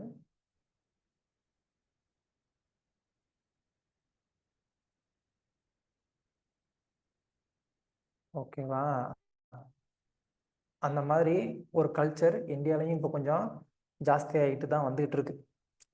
ஆனால் அந்த மாதிரியான ஒரு கல்ச்சர் அப்படிங்கிறது ஒரு நாய் பூனையோடைய ஒரு கல்ச்சர்னு பிரபுபாதர் வந்து சொல்கிறார். அது வந்து நம்மளுடைய தூய்மை, தவம் இது எல்லாத்தையுமே வந்து என்ன பண்ணோம், அது வந்து நாசம் பண்ணிடும். அது அந்த மாதிரி அது நாசமாயிருச்சுன்னா நம்மளால் என்ன பண்ண முடியாது, நம்மளால் பகவானை புரிஞ்சிக்க முடியாது. இந்த ஒரு தவறான ஒரு உறவு முறையில் இருக்கிறவங்களுக்கு தர்மம் எது அப்படிங்கிறதே அவங்களால வந்து புரிஞ்சிக்க முடியாது. அந்த ஒரு மனநிலையில் இருக்கக்கூடியவங்க எந்த ஒரு எக்ஸ்ட்ரீமுக்கும் போகிறதுக்கு வந்து ரெடியாக இருப்பாங்க. இது நம்ம ப்ராக்டிக்கலாக நம்ம லைஃப்பில் பல உதாரணங்களை நம்ம வந்து பார்த்துருப்போம். அந்த மாதிரி ஒரு உதாரணம் வந்து யார் சொல்லலாம், பில்வமங்களா டாக்கூருடைய அந்த சரித்திரத்திலேயே நம்ம வந்து பார்க்கலாம். பில்வமங்களா டாக்கூர் வந்து என்ன பண்ணுறாரு, சிந்தாமணிங்கிற ஒரு பெண் மேலே வந்து மோகம் பட்டு என்ன பண்ணிடுறாரு, தன்னுடைய மனைவியை விட்டுட்டு அவர் வந்து போயிடுறாரு. அப்போ அந்த பெண்ணை ஒரு நாள் வந்து சந்திக்கணும் அப்படின்னு போகிறப்போ கடுமையான மழை பெய்யுது. அந்த மழையையும் பொருட்படுத்தாமல் போகிறார். அந்த வீட்டுக்கு போகணுன்னா ஒரு நதியை கடந்து போகணும். அந்த நதியில் வெள்ளம் போகுது. அப்போ படகுக்காரனை கூப்பிட்றாரு. படகுக்காரன் வந்து வரமாட்டேன் அப்படிங்கிறான். இவர் என்ன பண்ணுறாரு, எப்படியாவது நான் போய் தான் ஆகணும்னு சொல்லி அந்த ஒரு மோகத்தினால நதியை கடக்கிறதுக்கு முயற்சி பண்ணுறாரு. அதுக்கு என்ன பண்ணுறாரு, அந்த நதியில் வந்து ஒரு பொணம் மிதந்துட்டு வந்துகிட்டு இருக்கு. அது பொணம் அப்படிங்கிறது கூட வந்து தெரியாமல் என்ன பண்ணுறாரு, அதை பிடிச்சிக்கிட்டு நதியை வந்து கடக்கிறதுக்கு முயற்சி பண்ணுறாரு. அதை தாண்டி போனால் அந்த சிந்தாமணி கதவை திறக்க மாட்டேன்றாங்க. அதுக்கப்புறமா அவர் என்ன பண்ணுறாரு, அந்த வீட்டுக்கு பக்கத்தில் இருக்கக்கூடிய மரத்தில் ஏறி அது வீட்டுக்கு மேலே வந்து குதிச்சு அந்த கூரையை பிரித்து இறங்க ட்ரை பண்ணுறாரு. அது எப்படி இறங்கினார்னா, ஒரு பெரிய விஷமுள்ள ஒரு பாம்பு, அந்த பாம்பு தான்னு கூட தெரியாமல் அதை கயிறுன்னு நினச்சிட்டு அதை பிடிச்சிட்டு உள்ளே இறங்கியிருக்கிறாரு. அது சிந்தாமணிக்கு ரொம்ப பெரிய ஒரு ஆச்சரியத்தை ஏற்படுத்துச்சு. இப்படிப்பட்ட ஒரு ரிஸ்க் எடுக்கிற அளவுக்கு வந்துட்டு என்ன இருக்கு இங்கே, அதுக்கு என்ன அவசியம் அப்படின்னு சிந்தாமணி வந்து கேள்வி கேட்டாங்க. இந்த ஒரு முயற்சியை நீ வந்து பகவானை அடையிறதுக்கு நீ பண்ணியிருந்தனா இந்நேரம் பகவானே நீ வந்து தரிசிச்சிருக்கலாமே அப்படின்னு சொல்லி சிந்தாமணி கேட்ட அந்த ஒரு கேள்வியினால தான் பில்வமங்கள டாகூருக்கு வந்து புரிஞ்சது, நான் எப்பேற்பட்ட ஒரு காரியம் பண்ணியிருக்கேன் அப்படின்னு சொல்லி. ஸோ அந்த மாதிரி இந்த தகாத ஒரு உறவுல வந்து ஆர்வமுடைய ஒரு நபர் எப்படிப்பட்ட ஒரு எக்ஸ்ட்ரீமுக்கும் போவாங்க அப்படிங்கிறத நம்மளால வந்து பார்க்க முடியும். நம்ம இன்னைக்கு கூட வந்து பார்க்குறோம். இங்கேயே வந்து சில நேரங்களில் பெற்ற தாயே வந்து என்ன பண்ணுறா, அந்த ஒரு ரிலேஷன்ஷிப்புக்கு வந்துட்டு டிஸ்டர்பன்ஸாக இருக்கிறாங்கன்னு பெற்ற தாயே குழந்தைய கொல்லக்கூடிய ஒரு சூழ்நிலையை கூட வந்து நம்ம பார்க்குறோம். ஸோ காரணம் என்னன்னா, இந்த தகாத உறவு அப்படிங்கிறது ஒருத்தருடைய புத்தியை அந்த அளவுக்கு வந்துட்டு அது மோகலிச்சிருது அப்படிங்கிறத நம்ம வந்து பார்க்கலாம். ஸோ அதனால் இந்த திருமண உறவு அப்படிங்கிறது நம்மளை என்ன பண்ணுது, இது போன்ற அபாயத்திலிருந்து நம்மளை வந்து காப்பாற்றுது. ஒன்று, நம்ம அந்த மாதிரியான பாவச் செயல்களில் ஈடுபட மாட்டோம். இன்னொன்று என்ன அப்படின்னா, நம்ம வந்து ஒரு ரெஸ்பான்சிபிளான ஒரு ரெகுலேட்டடான ஒரு லைஃப்பை நம்மளால் வந்து என்ன பண்ண முடியும், நம்ம வாழ முடியும்.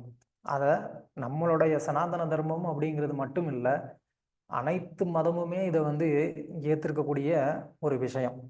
ஸோ அதனால் இந்த தர்மத்துடைய ஒரு பகுதியான தகாத உறவு, அதாவது இது அதர்மம், தகாத உறவு அப்படிங்கிறது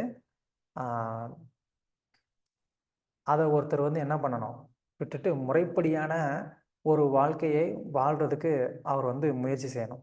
ஸோ அதே மாதிரி மாமிச உணவு அப்படிங்கிறத பிரபுபாதர் என்ன சொல்கிறாரு, அதை வந்து வன்முறை அப்படின்னு வந்து சொல்கிறார். வன்முறை அப்படின்னு அதை எப்படி சொல்லலாம், அது நம்மளுடைய சாப்பாடு தானே, நம்ம அதை சாப்பாட்டுக்காக வந்து இது பண்ணுறது எப்படி வன்முறை ஆக முடியும் அப்படின்னு ஒருத்தர் வந்து கேள்வி கேட்கலாம். ஆனால் இது வந்து வன்முறை தான். ஏன்னா நமக்கு இயற்கையாக ஒரு விஷயம் கொடுக்கப்பட்டிருக்கப்போ அதை விட்டுட்டு நம்ம வலுக்கட்டாயமாக ஒரு உயிரை என்னுடைய உணவாக நான் எடுத்துக்கணும்னு நான் நினைக்கும் போது அது என்ன, அது வந்து வன்முறை. அதாவது நான் வேலை செஞ்சு சம்பாதிக்கிறது அப்படிங்கிறது நியாயப்படி அது வந்து கரெக்டு. அதே இது நான் வந்து இன்னொருத்தர் வேலை செஞ்சு சம்பாரிச்சிருக்கிறாரு, அதை நான் வந்து திருடி எடுத்துக்கிட்டேன்னா அது வன்முறை. அது மாதிரி தான் நமக்காகன்னு பகவான் வந்து கொடுத்துருக்கக்கூடிய ஒரு உணவு என்ன, அது வந்து சைவ உணவு, அதாவது தாவரங்கள். இதுதான் நம்ம வந்து சாப்பிடணும். அசைவ உணவு அப்படிங்கிறது வந்து நமக்கான ஒரு உணவு இல்லை. நாம் என்ன பண்ணுறோம், அதை கட்டாயமாக நம்ம வந்து எடுத்துக்கிறோம். நம்ம வந்து பார்க்குறோம் எத்தனை வந்து ஸ்லாட்டர் ஹவுஸ் அவங்க வந்துட்டு மாமிசத்துக்காகவே வந்து இந்த விலங்குகளெல்லாம் வளர்க்குறத நம்ம வந்து பார்க்குறோம். அது பசுக்களாக இருக்கட்டும், இல்லை எந்த ஒரு பிராணியாக இருந்தாலும் இன்னைக்கு வந்துட்டு இந்த மாதிரியான ஒரு ஃபார்மிங், இது ஒரு பெரிய பிஸ்னஸாக வந்து நடந்துகிட்டு இருக்கு வேர்ல்டு வைடாக. சிக்கன் பவுல்ட்ரியாக இருக்கட்டும், அதாவது மீன் வளர்க்குறாங்க, கோழி வளர்க்குறாங்க, எல்லாமே எதுக்கு, மாமிசத்துக்காகனே வந்து வளர்க்குறது. அது எப்படி வந்து தர்மமாக இருக்க முடியும்? ஸோ அதனால் இது வந்து என்னது, வன்முறை. அந்த ஜீவராசிக்கு நமக்கு வந்து உணவாகணுன்ற ஒரு விருப்பத்தோடு அந்த ஜீவராசி வந்து வருதா? கிடையாது. ஒரு ஆட்டை கூப்பிட்டு நீங்கள் வெட்டினீங்கன்னா அது சந்தோஷமாக வந்து தலையை கொடுக்குதா, வெட்டிக்கோங்க சாப்பிடுங்க அப்படின்னு சொல்லி? கிடையாது. ஆனால் நேச்சுரலாக பகவானுடைய ஒரு ஏற்பாட்டினால இந்த தாவரங்கள் எல்லாம் வந்து நமக்கு இயற்கையான ஒரு உணவாக இருக்குது. அதெல்லாம் வந்து என்ன ஆகுது, தானாகவே ரீப்ரொடியூஸ் ஆகுது. அது மட்டும் இல்லாமல் அதிகமாக அது வந்து நமக்கு வந்து ப்ரொடியூஸ் ஆகுது. ஸோ அதனால் அதில் வந்து நமக்கு எந்த விதமான ஒரு வன்முறையும் கிடையாது. ஸோ அதுக்கப்புறமா இதில் வந்து நமக்கு சத்து கிடையாது அப்படின்னு சொல்லி ஜனங்க வந்து நினைக்கிறாங்க. அப்படின்னா யானை வந்து என்ன அசைவ உணவு சாப்பிட்டு தான் அது வந்து பலமாக இருக்கா? காளை மாடு நம்ம வந்து பார்த்துருப்போம், நம்ம நாட்டிலலாம் வந்து பெரிய பெரிய லோடு இழுக்கிறதுக்கெலாம் காளை மாடு வந்து பயன்படுத்துகிறத. அதெல்லாம் வந்து ஸ்ட்ரென்த் இல்லாமலா வந்து இழுக்குது? அது எதை சாப்பிட்டு வந்துட்டு ஸ்ட்ரென்த்தோடு இருக்குது? இந்த மாதிரிலாம் வந்து ஒரு பொய்யான ஒரு பிரச்சாரத்தை பண்ணி என்ன பண்ணுறாங்க, நம்மளை அதர்ம பாதையில் வந்து நடத்திக்கிட்டு இருக்கிறாங்க. ஸோ அந்த மாதிரி வந்து இருக்கணுன்ற ஒரு அவசியம் இல்லை. அதுக்கப்புறமா தூய்மை அப்படிங்கிறது வந்து ரொம்ப முக்கியம். அந்த தூய்மை மூலமாக தான் ஒருத்தர் வந்து என்ன ஆகிறாரு, பிராமணனுடைய தகுதிக்கு வர்றாருன்னு இங்கே பிரபுபாதர் வந்து சொல்கிறாரு. ஏன் அதை வந்து பிராமணனுடைய தகுதி அப்படின்னு சொல்லணும் அப்படின்னு சொன்னால், பிரம்ம ஜானாதிகிதி பிராமணா. பிராமணன்னா யாரு? பிரம்மத்தை பற்றின ஞானத்தை உடையவன் பிராமணன். அந்த பிரம்மத்தை பற்றின ஞானத்தை தெரிஞ்சுக்கணும் அப்படின்னு சொன்னால் ஒருத்தன் வந்து என்னவா இருக்கணும், தூய்மையானவனாக இருக்கணும். அது ரொம்ப முக்கியம். அதான் நான் முன்னாடியே சொன்னேன், பகவத்கீதையில் கிருஷ்ணர் வந்து 20 விஷயங்களை வந்து தன்னுணர்வு பாதையை வந்து பாதையாக சொல்கிறார். அதில் ஒன்று என்னன்னா தூய்மையும் ஒன்று, நேர்மை உண்மையும் அதில் ஒன்று இருக்குது. ஸோ அதனால் ஒருத்தர் வந்து ஜஸ்ட்டு தன்னை வந்து உள்ளும் புறமும் வந்து தூய்மையாக வைத்துக் கொள்வதன் மூலமாவே என்ன பண்ண முடியும்? பிரம்ம ஜானாதீதி பிராமணா. ஒருத்தன் வந்து அந்த பிரம்மத்தை உணரக்கூடிய அந்த ஒரு நிலைமைக்கு அவனை வந்து உயர்த்திக்க முடியும். ஸோ, அதனால ஒருத்தர் வந்து எப்பயுமே வந்து தூய்மையானவராகவும், பொறுமையானவராகவும், உண்மையானவராகவும் இருக்கிறதுக்கு அவர் வந்து முயற்சி செய்யணும்னு இங்க வந்து பிரபுபாதர் வந்து சொல்றார். உண்மையானவரா இருக்கிறது மூலமா எப்படி நமக்கு அது உதவுது அப்படின்னு சொன்னா, பொய் பேசுறதுனால என்ன ஆகுது? நம்மளுடைய வாய் மூலமா நம்ம என்ன பண்றோம்? பேசணும் அப்படின்னு சொன்னா, சப்த அதிர்வை ஏற்படுத்துறோம். அப்ப அந்த சப்த அதிர்வு அப்படிங்கிறது வந்து என்ன ஆகுது? அது நம்மளுடைய இந்த தேகத்துல ஒரு பாதிப்பை ஏற்படுத்துது. நமக்கு நல்லா எக்ஸ்பீரியன்ஸ் இருக்கும். ஒரு டிஸ்டர்ப்டான சவுண்டுன்னு ஒண்ணு இருக்கும். சில சவுண்டு வந்து கேட்கும்போது நமக்கு வந்துட்டு மனசுக்கு வந்து இதமா இருக்கும். அது வெறும் சத்தம் தானே! அந்த சத்தத்தினால ஏன் நம்ம வந்து டிஸ்டர்ப் ஆகணும்? யாரோ ஒருத்தர் என்னைய திட்டுனாரு, அதனால நான் வந்து டிஸ்டர்ப் ஆனேன்னா வேற விஷயம். ஓகே. என்னைய பார்த்து ஒரு வார்த்தைய சொல்லி திட்டுனாரு, அதனால நான் டிஸ்டர்ப் ஆனேன். ஆனா ஏதோ ஒரு சவுண்டு சிம்பிளா சொல்லலாம்னா, வீட்ல பாத்திரம் தேய்ச்சு கழுவுவீங்க. பாத்திரம் தேய்ச்சு கழுவுறப்போ யாராவது ஒருத்தவங்க வந்து ரொம்ப அந்த டமால் டுமால்னு பாத்திரத்த போட்டுட்டு வந்து வாஷ் பண்ணிக்கிட்டு இருந்தாங்கன்னா, அது நமக்கு வந்து எப்படி இருக்கும்? கேட்கறதுக்கு வந்து ரொம்ப ப்ளீசிங்கா இருக்குமா? அத கேட்கும்போதே நமக்கு புரிஞ்சிரும். ஏதோ வந்து கோவத்துல இருக்கிறாங்க அப்படின்னு சொல்லி. இல்லன்னா, அந்த வேலை செய்றதுக்கு விருப்பம் இல்லன்றது நமக்கு புரியுது. எனிஹவ் ஆமா. ஸோ என்ன சொல்ல வரேன், இந்த சப்த அதிர்வு அப்படிங்கிறது என்ன பண்ணுது? நம்மளுடைய கான்ஷியஸ அது வந்து ஆ கான்ஷியஸ அது வந்து அஃபெக்ட் பண்ணுது அப்படிங்கிறத நம்ம இதிலிருந்து தெரிஞ்சுக்கலாம். ஸோ, இப்ப நான் பொய் பேசினேன் அப்படின்னு சொன்னா என்ன ஆகும்? என்னுடைய பகவான் எனக்கு பேச குடுத்திருக்கக்கூடிய அந்த சக்திய நான் என்ன பண்றேன்? நான் தவறா பிரயோகம் பண்றேன்.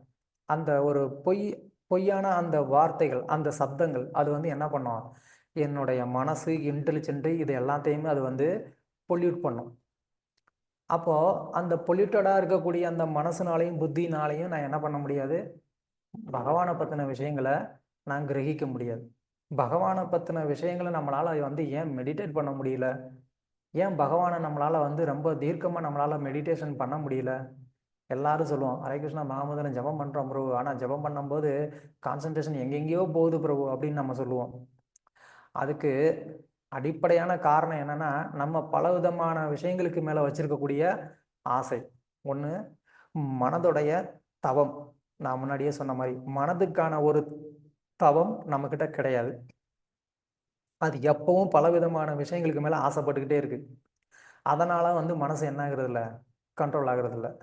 இன்னொன்னு என்ன, இந்த மாதிரியான பொய்கள நம்ம வந்து பேசம்போது என்ன ஆகுது, அதனாலயும் நம்ம மனசு வந்து என்ன ஆயிருது, பொல்யூட் ஆயிருது. அப்போ அந்த மனசுனால நம்மளால வந்து பகவானை எப்படி வந்து தியானம் பண்ண முடியும்? அந்த புத்தியினால நாம எப்படி வந்து பகவான பத்தின விஷயங்கள வந்து நம்மளால கிரகிக்க முடியும்? அதனால இந்த அ உண்மையை பேசுறது அப்படிங்கிறது ரொம்ப முக்கியம். ஸோ அந்த உண்மையை பேச, பேச, பேச நம்ம என்ன ஆவோம்? ஒரு பக்கம் பாவத்திலிருந்து விடுபடுறோம். இன்னொரு பக்கம் உள்ளுக்குள்ள இந்த மனசும், புத்தியும் வந்து என்ன ஆகுது? தூய்மை அடையுது. அந்த சத்தியத்தை மட்டுமே வந்து பேசுறதுனால, அந்த வைப்ரேஷன்னால வந்து என்ன ஆகுது? நம்மளுடைய மனசும், புத்தியும் வந்து பியூர் ஆகுது. ஸோ, அது மூலமாவும் நம்மளால என்ன பண்ண முடியும்? நாம வந்து பகவான பத்தின விஷயங்கள வந்து புரிஞ்சுக்க முடியும். ஸோ, அதனால தான் இங்க பிரபுபாதர் வந்து இந்த பிராமணன் அப்படின்னு சொன்னா, அவனுக்கு இந்த குணங்கள்லாம் வந்து அவசியம் அப்படின்னு சொல்றாரு. ஸோ, பிராமணன் அப்படின்னு சொன்னா, ஒரு குறிப்பிட்ட ஒரு ஜாதியினருக்கு மட்டுமே வந்து பிரபுபாதர் வந்து சொல்றாருன்ற அர்த்தம் கிடையாது. இது எல்லாருக்குமே பொதுவானதுன்னு பிரபுபாதர் வந்து சொல்லிட்டாரு முன்னாடியே. இது வந்து யாருக்குமே வந்துட்டு ஒரு தனிப்பட்ட நபர்களுக்கான ஒரு விஷயம் கிடையாது. இது எல்லாத்துக்குமே பொதுவான ஒண்ணு. இது எல்லாருமே வந்து கடைபிடிக்கணும். எல்லாரும் கடைபிடிக்கிறதுனால என்ன ஆக முடியும்? பகவான அறிய முடியும் அப்படிங்கிறத நம்ம தெரிஞ்சுக்கலாம். ஓகே. யா. படிங்க. ஹரே கிருஷ்ணா பிரபு. ம். ஆகையால் முழுமுதற் கடவுளை தொடர்பு கொள்வதில் எந்தவித கஷ்டமும் இல்லை. கோடி பிரயச்சக. மற்றொரு வழியில் நரகத்திற்கு செல்வதற்கு மிகப் பெரிய முயற்சி தேவை. முறையற்ற பாலுறவு, மாமிசம் உண்பது, சூதாடுவது மற்றும் போதைப் பொருட்கள் உண்பது போன்றவற்றால் ஒருவர் நரகத்திற்கு செல்ல விரும்பினால் அவர் பல விஷயங்களை கண்டிப்பாக பெற வேண்டும். முறையற்ற உறவுக்கு அவன் கண்டிப்பாக விபச்சாரிக்கு பணம் ஏற்பாடு செய்ய வேண்டும். மாமிசம் உண்ண அவன் நிறைய கசாப்பு கூடங்களை ஏற்பாடு செய்ய வேண்டும். சூதாட்டத்திற்கு நிறைய கேளிக்கை விடுதிகளை ஏற்பாடு செய்ய வேண்டும். மற்றும் போதைப் பொருட்களுக்கு தேவையான இடங்களை திறக்க வேண்டும். ஒருவர் நரகத்திற்கு செல்ல வேண்டும் என்றால் பெரும் முயற்சிகள் செய்ய வேண்டும் என்று இதிலிருந்து தெளிவாக தெரிகின்றது. ஆனால் அவன் பகவான் ராஜ்யத்திற்கு திரும்பிச் செல்ல வேண்டும் என்றால் அதற்கு பெருமுயற்சி தேவையில்லை. பகவானின் ராஜ்யத்திற்கு செல்ல ஒருவன் எந்த சூழ்நிலையிலும் சாதாரணமாக அமர்ந்து பகவான் கிருஷ்ணரை தியானித்தவாறு பகவான் நாமத்தை ஜெபித்து மற்றும் கேட்டபடியே தனியாக எங்கு வேண்டாலும் வாழலாம். இவ்வாறு பகவானை அடைவது என்பது மிக கடினமான காரியம் அல்ல. அதந்த அதந்த கோபீர் விசனம் தமிஸ்ரம். புலன்களை கட்டுப்படுத்த இயலாத காரணத்தினால் ஒருவன் நரகத்திற்கு செல்ல பெருமுயற்சி எடுக்க வேண்டியுள்ளது. ஆனால் அவன் கட்டுப்பாடுடையவன் என்றால் அவனால் முழுமுதற் கடவுளின் அனுகூலத்தை பெற முடியும். ஏனெனில் பகவான் எப்பொழுதும் அவனுடன் உள்ளார். மிக எளிய முறையான சிரவணம், கீர்த்தனம், விஷ்ணு மூலம் பகவான் திருப்தி அடையப்படுகிறார். ஸ்ரீமத் பாகவதம் 7.738. Okay, thank you. கிருஷ்ணன் பிரபுபாத் ரொம்ப அற்புதமா வந்து சொல்றாரு இல்லையா? நம்ம வந்து நரகத்துக்கு போறதுக்காக எவ்வளவுலாம் கஷ்டப்பட வேண்டியிருக்கு அப்படின்னு சொல்லி அது வந்து ரொம்ப கஷ்டப்பட்டு அந்த காரியத்தை வந்து செஞ்சுக்கிட்டு இருக்க வேண்டியதா இருக்கு. ஆனா பகவானை அடையணும் அப்படிங்கிறதுனா ரொம்ப ஈஸி, அதுக்கு செலவே கிடையாது. ஆனா பாவம் பண்ணணும் அப்படின்னா அதுக்கு எவ்வளவு செலவு பண்ண வேண்டியிருக்கு, எவ்வளவு வேலை பண்ண வேண்டியிருக்கு. ஜஸ்ட் வந்து ஒரு ஸ்லாட்டர் ஹவுஸ் வேணும் அப்படின்னு சொன்னா அதுக்கு எவ்வளவு பெரிய கஷ்டம் பட வேண்டியிருக்கு. மிகப்பெரிய ஒரு பண்ணை வச்சிருக்கணும். அந்த பண்ணையில அந்த மிருகங்களுக்கு தேவையான உணவெல்லாம் போட்டு, அது மட்டும் இல்லாம அதுக்கு நோய் வராம நம்ம வந்து பாதுகாத்து, அந்த உணவெல்லாம் கொடுத்து அதை நல்லா வளர்த்ததுக்கு அப்புறமா அதை கட் பண்றதுக்கு வந்து நல்லா பெரிய மிஷினரிஸ்லாம் கொண்டு வந்து அதை கட் பண்ணி அப்புறமா வந்து என்ன பண்ணணும், அதை சாப்பிடணும். ஆனா தாவரங்கள் அப்படி எதுவுமே இல்லையே. அது ஆட்டோமேட்டிக்கா ஆல்ரெடி வந்து விளைஞ்சிருக்கு. அதை நம்ம என்ன பண்ணலாம், அழகா எடுத்துட்டு வந்து நம்ம சமைச்சு சாப்பிட போறோம். இதுக்கு ஏன் இவ்வளவு கஷ்டப்படணும்? ஒரு மாமிசத்துக்காக இவ்வளவு தூரம் கஷ்டப்பட வேண்டியிருக்கு. ஆனா அதுலயும் அது என்ன, அது ஒரு பாவமும் கூட. ஸோ பாவம் செய்யறதுக்காக இவ்வளவு கஷ்டப்பட வேண்டியிருக்கு. ஆனா பகவானை அடையிறதுக்காக எந்த விதமான கஷ்டமும் பட வேண்டிய அவசியமே இல்லை. எங்க இருக்கிறோமோ இருந்த இடத்துல உட்காந்து நம்ம ஹரே கிருஷ்ண கிருஷ்ண கிருஷ்ண ஹரே ஹரே, ஹரே ராம ராம ராம ஹரே ஹரேன்னு பகவானுடைய நாமத்தை ஜபம் பண்ணாலே போதும். இதுக்கு என்ன செலவு இருக்கு? எந்த செலவும் கிடையாது. ₹1 செலவு கிடையாது. ஆனா மத்த எந்த ஒரு செயலை செய்யணும்னாலும் அதுக்காக பயங்கரமா நம்ம உழைக்கணும். போதை வஸ்துக்களை எடுக்கணும்னாலும் உழைக்கணும். பிரபுபாதர் சொன்ன மாதிரி வந்து தகாத உறவுக்காகவும் உழைக்கணும். மாமிசம் சாப்பிடணும்னாலும் உழைக்கணும். இப்படி எல்லாத்துக்கும் கடினமா உழைச்சு நம்ம என்ன பண்றோம், நரகத்துக்கு கடைசியில வந்து போக வேண்டியதா இருக்கு.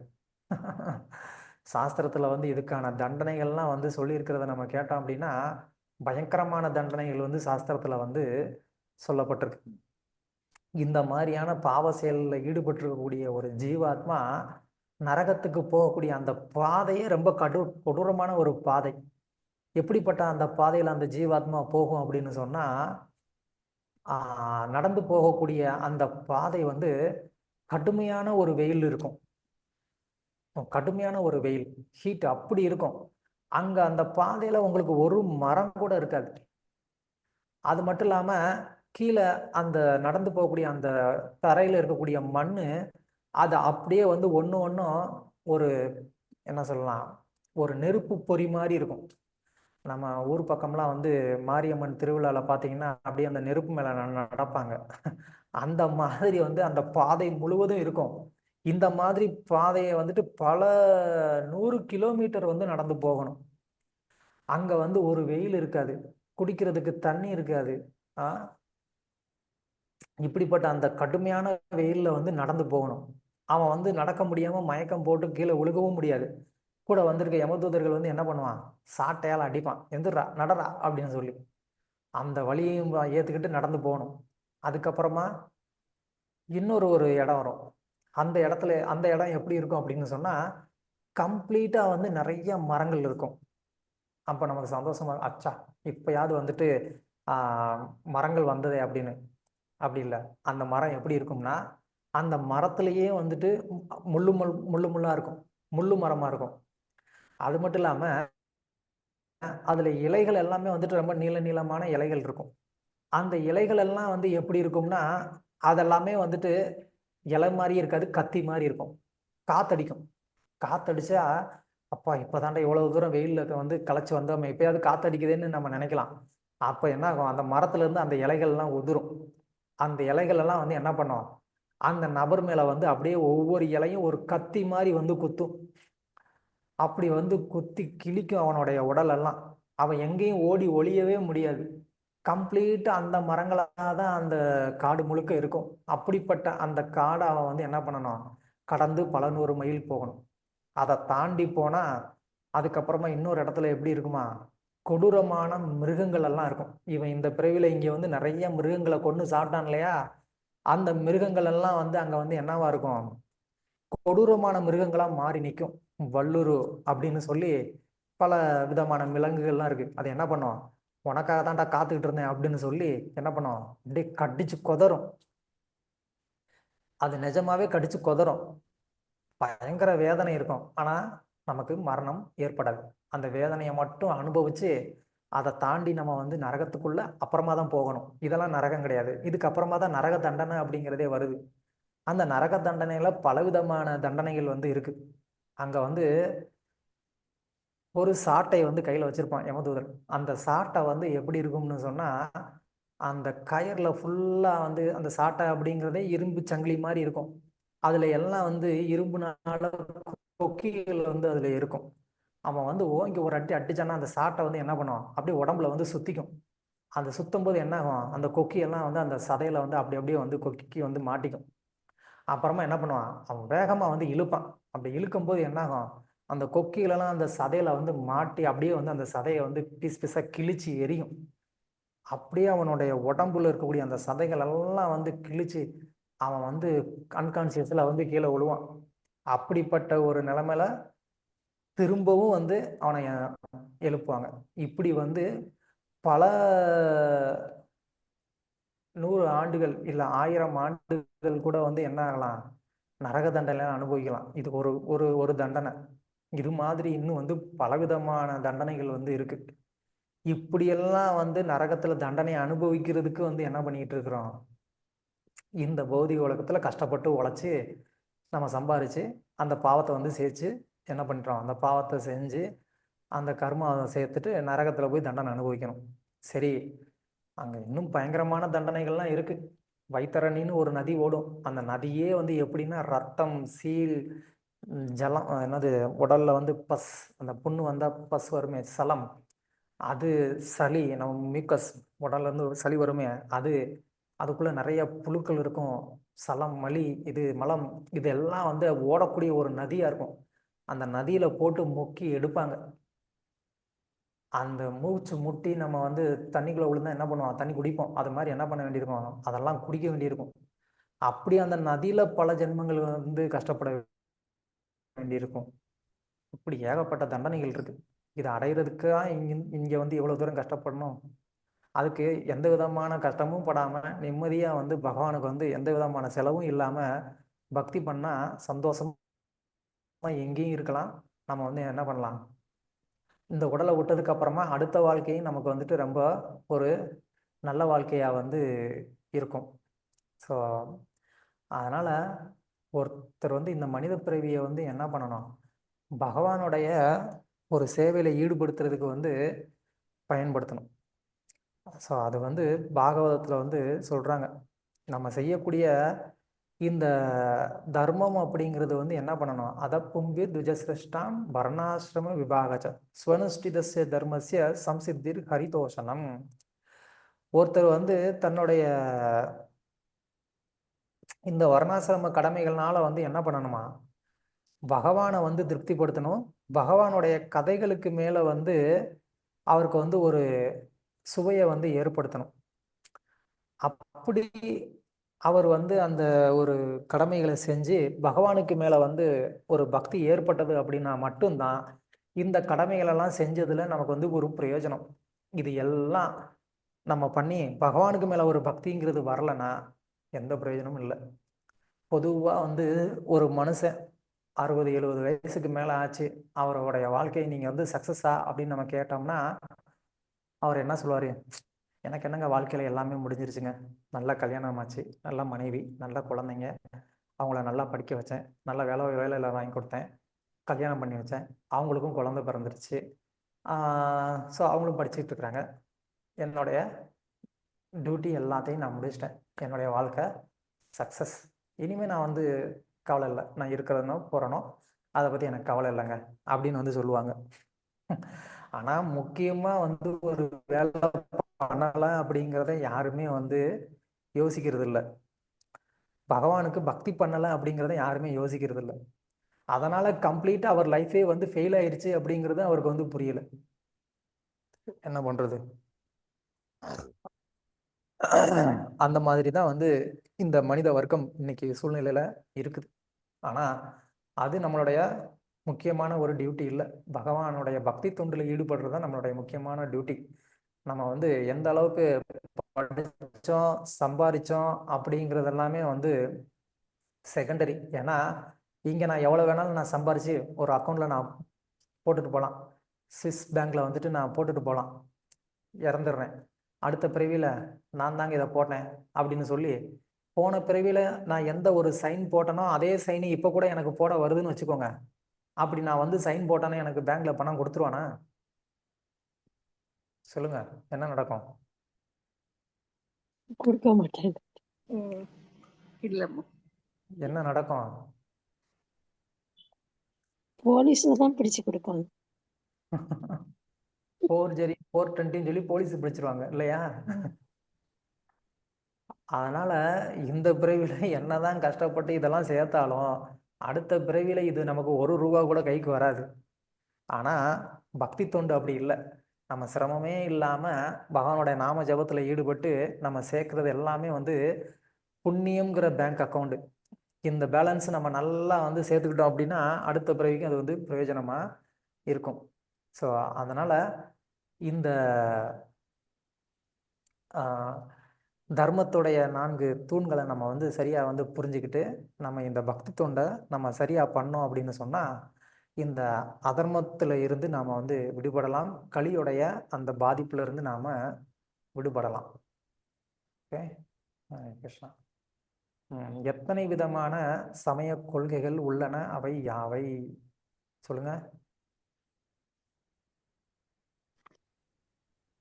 Hare Krishna. Yeah. Austerity, cleanliness, mercy, truthfulness. Yes, very good. தூய்மையற்ற வாழ்வின் 4 குணங்கள் யாவை? முறையற்ற Pride, பாலுறவு, போதைப் பொருட்கள் உட்கொள்ளுதல், intoxication, falsehood. ஆஹா, அது வந்து நெக்ஸ்ட் கேள்விக்கான ஆன்சர். முறையற்ற பாலுறவு, இது போதைப் 4 பொருட்கள், குணங்கள் யாவை?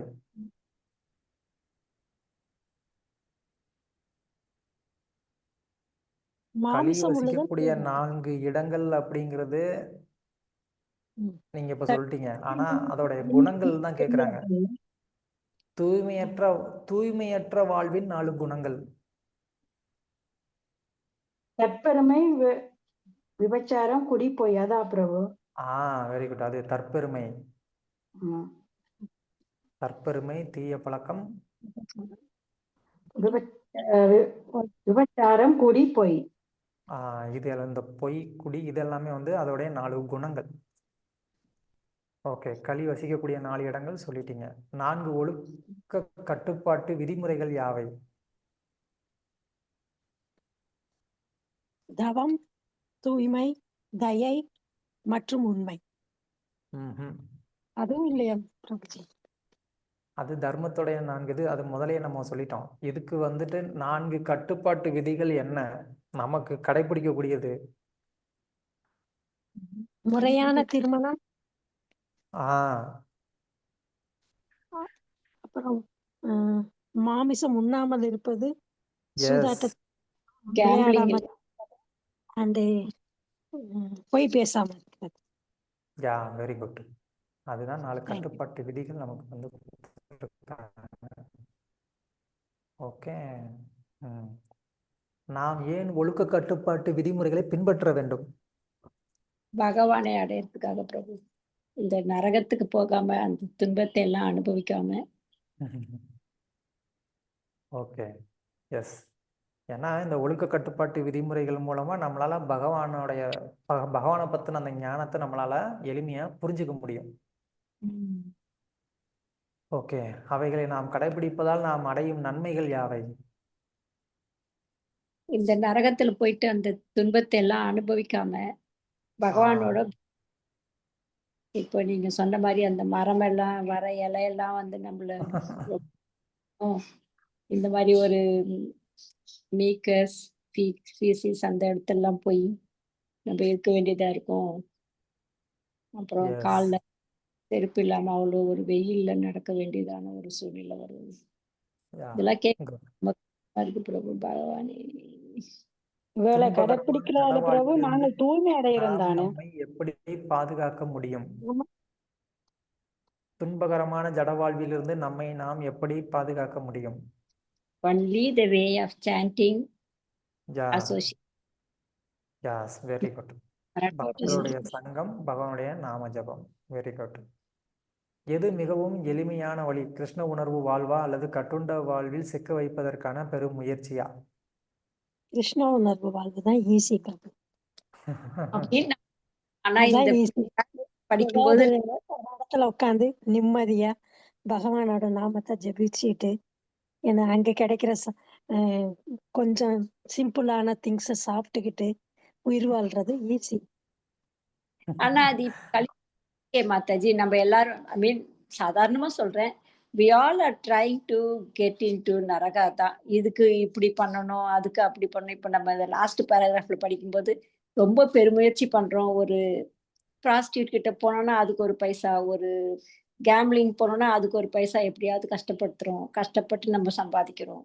அது மாதிரி வந்து ஒரு மீட் ஈட்டிங் அதெல்லாம் பண்ணணும்னா அதுக்கும் ஒரு கஷ்டப்பட்டு பைசா சம்பாதிச்சு அதுல செலவு பண்றோம்.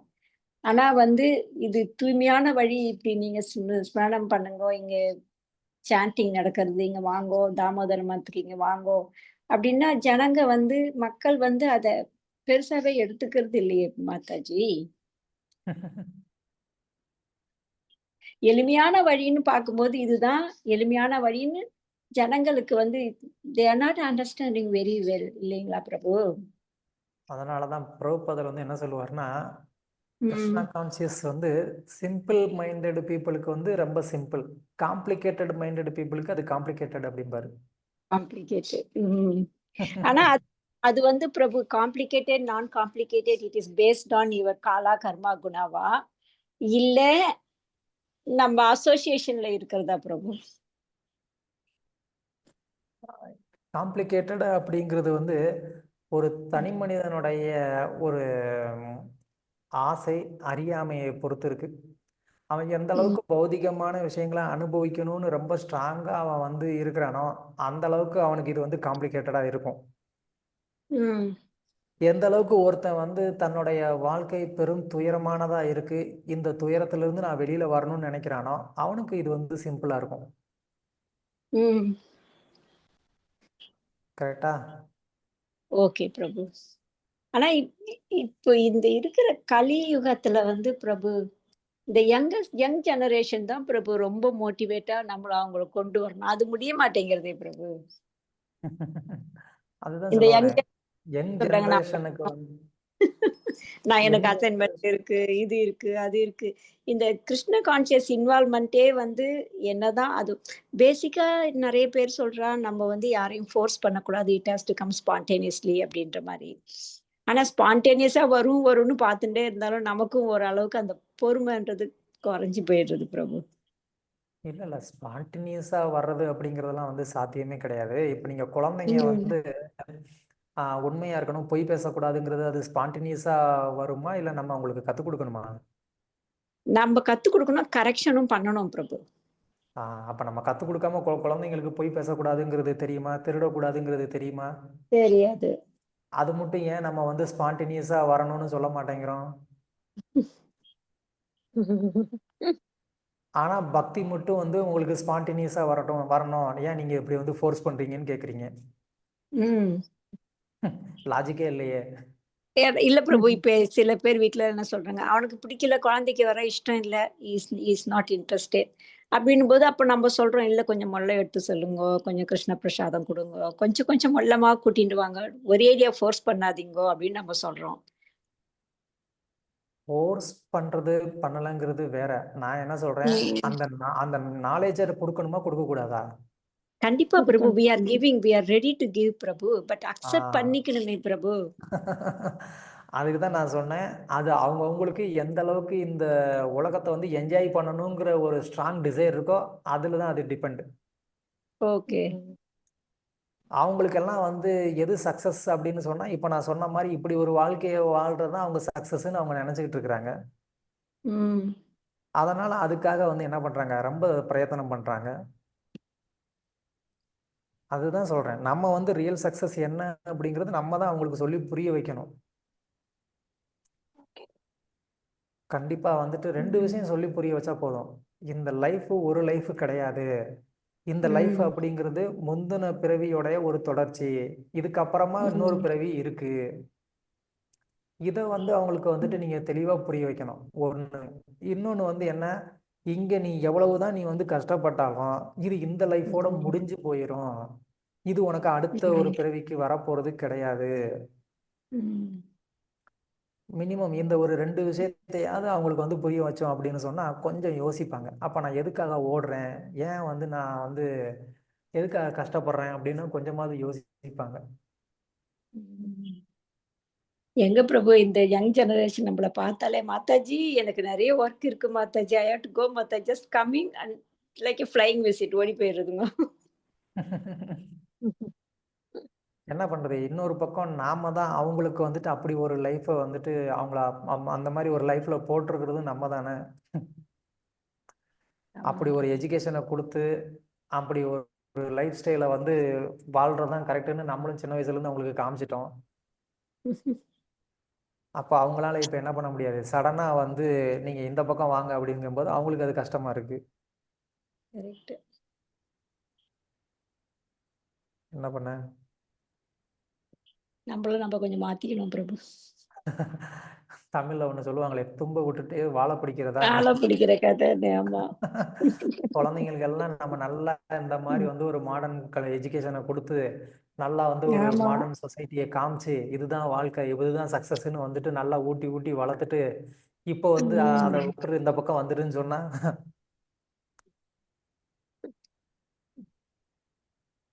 அது கேட்காதுங்க. அப்பா எடுத்துக்கலையே என்னைய, ம். என் மேல கோச்சுக்கலையே. இல்ல மாதாஜி, இல்ல ஆமா. Prabhuji, it is the real Prabhuji. நீங்க காமனா தான் சொல்றீங்க. It's not perfect. I mean யாரையுமே பாயிண்ட் பண்ற மாதிரி சொல்லல. எல்லா பேரண்ட்ஸுக்குமே இப்ப இது ஒரு பெரிய சவாலா சவாலா தான் தான் பிரபு இருக்கு. இருக்கு. கரெக்ட் ஆ. கரெக்ட். ஏன்னா எல்லாருமே வந்து என்ன நினைக்கிறாங்க, ஐயோ நான் ரொம்ப கஷ்டப்பட்டுட்டேன், என் குழந்தை கஷ்டப்படக்கூடாது, ஒழுங்கா படிக்கணும், அவன் சரியா நல்ல வேலைக்கு போகணும், நல்ல பையனா வரணும். அததான் நம்ம ஃபோர்ஸ் பண்ணி வளர்க்குறோமே தவிர, உனக்கு இந்த கிருஷ்ண கான்சியஸ்ல கொஞ்சம் வா, உனக்கும் ஒரு கடவுள் பக்தி இருக்கணும் அப்படின்னு அதை வந்து நம்ம லேட்டா புரிஞ்சுட்டு அவங்களுக்கு அந்த ஏஜ் பார் ஆயிடுது, அவங்களுக்கு அது கிராஸ் பண்றதுக்குள்ள. அப்போ நம்ம தான் அதுக்கு ஒரு பெரிய டிராபேக்கா இருக்கிறோம்.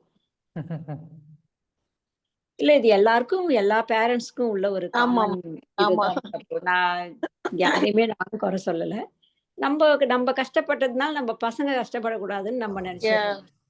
அதுங்களுக்கு எல்லாம் சரியா பண்ணி கொடுக்கணும். நீ ஸ்கூலுக்கு ஒழுங்கா போயிட்டு வா, நல்ல கிளாஸுக்கு போ, ஸ்விம்மிங் போ, ஜிம்மு போ, இங்க போ, அங்க போ அப்படின்னு எல்லாம் நம்ம கூட்டின்னு போய் விட்டுட்டு ஆஃப்டர் a லாங் டைம் நீங்க சொன்ன மாதிரி நம்ம அதை திங்க் பண்ணி திரும்பி அவங்களை இந்த வழிக்கு கொண்டு வரணும் போது it is very tough time. அது பெரிய சேலஞ்சா இருக்கு பிரபு. ஆனா முடிய மாட்டேங்கிறதே பிரபு, என்ன பண்ண முடியும்? Don't worry, but Krishna consciousness அப்படிங்கிறது இது எல்லாத்த விட அது ஸ்ட்ராங்கானது, பவர்ஃபுல்லானது. கண்டிப்பா. ஏன்னா இந்த பௌதிக உலகம் வந்து ஒரு துன்பமயமானது. அது மட்டும் இல்லாம ம். ஒரு அன்சர்டனிட்டி அப்படிங்கிறது ஒவ்வொரு நிமிஷத்துலயுமே வந்து இருக்கு இந்த பௌதிக உலகத்துல. கரெக்ட் பிரபு. ஸோ லைஃப்ல கண்டிப்பா ஒரு நாள் இதை அவங்க வந்து ஃபீல் பண்ணும்போது என்ன ஆவாங்க, நம்ம சொல்றதெல்லாம் வந்து யோசிச்சு பார்ப்பாங்க. யோசிச்சு பார்ப்போங்க. ஸோ அது வரைக்கும் நம்ம பகவான்கிட்டையும் பிரார்த்தனை பண்ணி அவங்களுக்கும் வந்துட்டு ஆமா நீங்க இப்போ பிரபு. முன்னாடி சொன்ன மாதிரி வந்து கொஞ்சம் பிரசாதம் கொடுத்து அட்லீஸ்ட் பிரசாதமா ஆமா. நீ சாப்பிடுப்பான்னு சொல்லி ம். அவங்களுக்கு பக்திக்கு வேற என்ன வரக்கூடிய பிரபு பண்ண ஒரு முடியும்? ஆமா. சுக்கிரத்தை நம்ம வந்து அவங்களுக்கு அதிகப்படுத்துறதுக்கு முயற்சி பண்ணலாம். கரெக்ட் பிரபு. அதுக்கு பேரண்ட்ஸுக்கு வந்து ரொம்ப ப்ரிப்பேர்டா இருக்கணும் பிரபு. வேற ஒண்ணும் இல்ல. கண்டிப்பா. நான் முன்னாடியே சொன்ன கண்டிப்பா. மாதிரி போன கிளாஸ்ல ம். நான் சொன்ன மாதிரி அந்த துளசிக்கு வந்து சேவை பண்ண வைக்கிறது, ஆமா. ம். சம்டைம்ஸ் வைஷ்ணவர்களுக்கு ஏதாவது சேவை பண்ண வைக்கிறது, ம். இப்படியெல்லாம் கொஞ்சம் கொஞ்சமா அவங்கள வந்து ஏதோ ஒரு சுக்கிரத்தை அவங்களுக்கு நம்ம அதிகப்படுத்தும் போது அதோடைய ஒரு பலனா கண்டிப்பா வந்து ஒரு நாள் கண்டிப்பா அவங்க பக்தியை ஏத்துக்கக்கூடிய ஒரு சூழ்நிலை ஏற்படும். ம். ஆமா சீக்கிரமாவே பிரபு. ஏற்படும். தேங்க்யூ பிரபு. பிரபு நான் ஒன்று சொல்லலாமா என்னுடைய அனுபவத்தை? சொல்லுங்க. இந்த மாதாஜி சொன்ன மாதிரி நாமளும் நம்ம பசங்களும் சின்னல இருந்து அதை கொடுக்கறதுக்கு ஒரு சந்தர்ப்பம் சூழ்நிலை எங்களுக்கு கிடைக்கல. இது சம்பந்தப்பட்டதை நான் உங்கள்கிட்டயும் பல தடவை கேட்டிருக்கிறேன். ஆனாலும் அவங்களுக்கு கொடுக்க முடியாத ஒண்ணு நாங்க இப்ப அவங்களுடைய பசங்க 2 சின்ன பசங்க இருக்கிறாங்க பிரபு. அதுக்காகவே நான் சின்ன சின்ன முயற்சி எடுத்திருக்கிறேன். அதுல அவங்க வந்து உண்மையிலேயே பசங்களை கூட அந்த சின்ன மூத்த பேத்தி கேட்டுக்கிறா, அப்பா நாங்களெல்லாம் ஒரு கரை கிருஷ்ணா சொல்ல சொல்லி அப்பம்மா சொல்றோம், நீங்க மட்டுமே சொல்ற இல்லைன்னு திருப்பி கேட்கிற அளவுக்கு அந்த பெருசளவுக்கு வராட்டிக்கும் பிறகு வந்து பிரசாதத்தை கொண்டு வந்து கொடுத்து இப்ப எப்ப போனாலும் நீங்க கண்ணாடி பிரசாதம் எங்களுக்கு கண்ணா சொக்கி கொண்டு வந்துடும் அவைக்கேத்த மாதிரி நான் சொல்லி கண்ணா சொக்கி என்று சொல்லித்தான் கொண்டு வந்து கொடுக்கறது. அவ இப்ப நடையிலும் கேப்பினம் ஒவ்வொரு முறையும் எங்கட விட்டு வரும்போது பேபி கண்ணாண்டு லட்டு கோபால சொல்லி கொடுத்துருக்கிறேன். அவை கேப்பினம் பேபி கண்ணாக்கு நாங்க குளிக்க வாக்கலாமா, அபிஷேகம் செய்யறதுதான் அவை குளிக்க வாக்கலாமான்னு கேப்பினம். அப்படியே கொஞ்சம் கொஞ்சமா நம்ம பசங்களுக்கு கிடைக்காததை நான் நினைக்காது இதை செய்யணுமெண்டு அதை இந்த அளவு தூரத்துக்கு அவை கேட்கிற அளவுக்கு ஓரளவு வந்திருக்கணும் பிறகு. அப்ப நாங்க அது நம்பிக்கையோட இதை அடுத்த ஸ்டெப் எடுக்க பசங்களுக்கு இல்லாட்டிக்கும் பசங்களோட பிள்ளைகளுக்காவது ஒரு துளி போடைக்க அவை கண்டிப்பா டெய்லி ஒரு ஹரே கிருஷ்ணா ஒரு தடவையாவது சொல்லி தான் கும்பிடினம் பிறகு. Very good, very good. Thank you Mataji. முயற்சியை கொடுக்கும்போது அது பசங்களுக்கு கிடைக்காட்டியும் அடுத்த இதுக்காவது கொடுக்கணும். அது தொடர்ச்சியா இல்லாட்டி பிறகு அது அடுத்த பிறப்பில கூட அவங்களுக்கு அது இப்ப போட்ட விதை அது கிடைக்கும். அடுத்த ஒரு அங்கால நகரக்கூடிய ஒரு நம்பிக்கையில அதை நான் விடையில பிறகு கண்டிப்பா, அதுல என்ன சந்தேகம். இப்ப ஒரு விதைய போட்டுக்கிறோம், அது தாமதம் இப்ப உடனே கிடைக்காட்டிக்கும் பலன் அது அடுத்த ஜென்மத்தில கூட அவங்களுக்கு அது பலன் கொடுக்கும். 2 பேரும் ஆமாங்க மாதாஜி. கரெக்ட் மாதாஜி.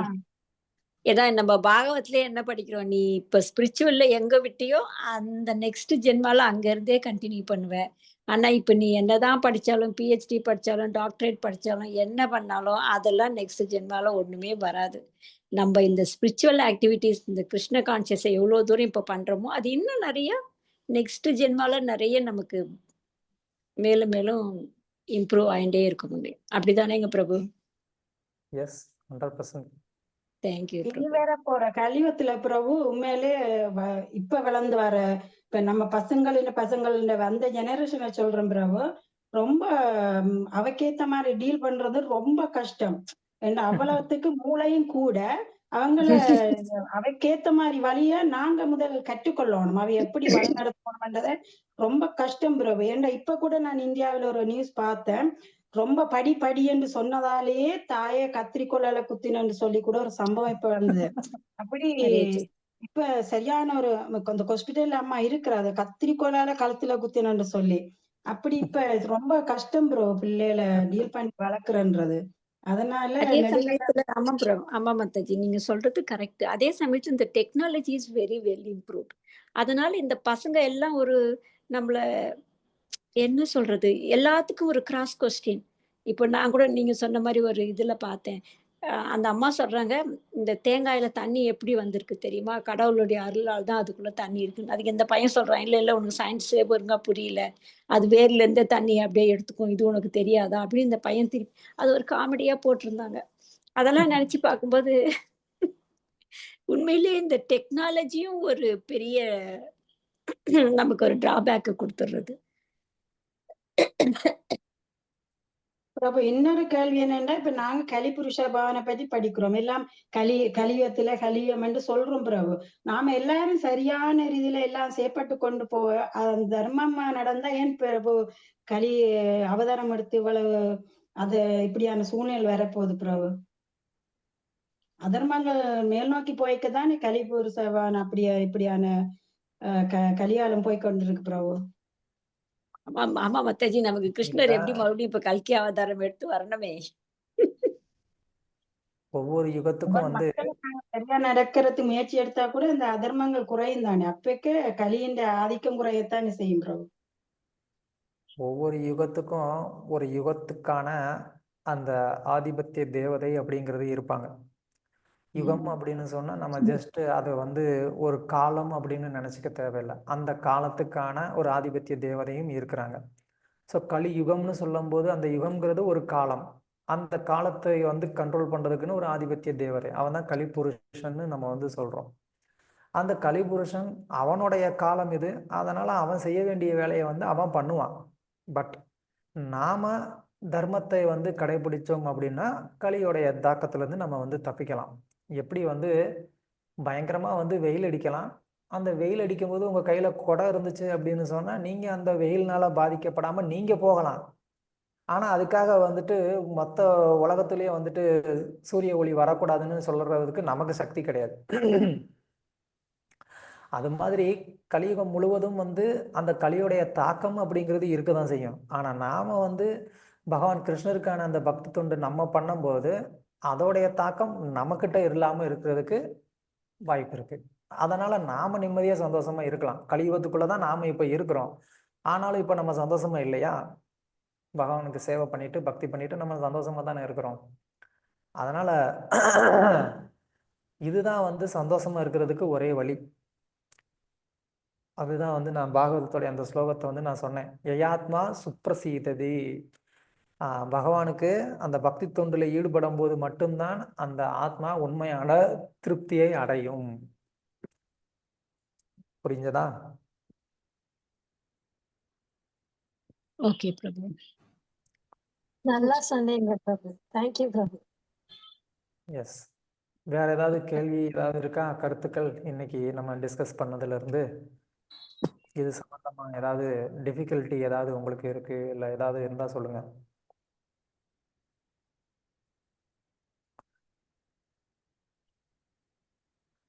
ஏதாவது கேள்வி இருந்தாலும் கேட்கலாம், கருத்துக்கள் இருந்தாலும் சொல்லலாம்.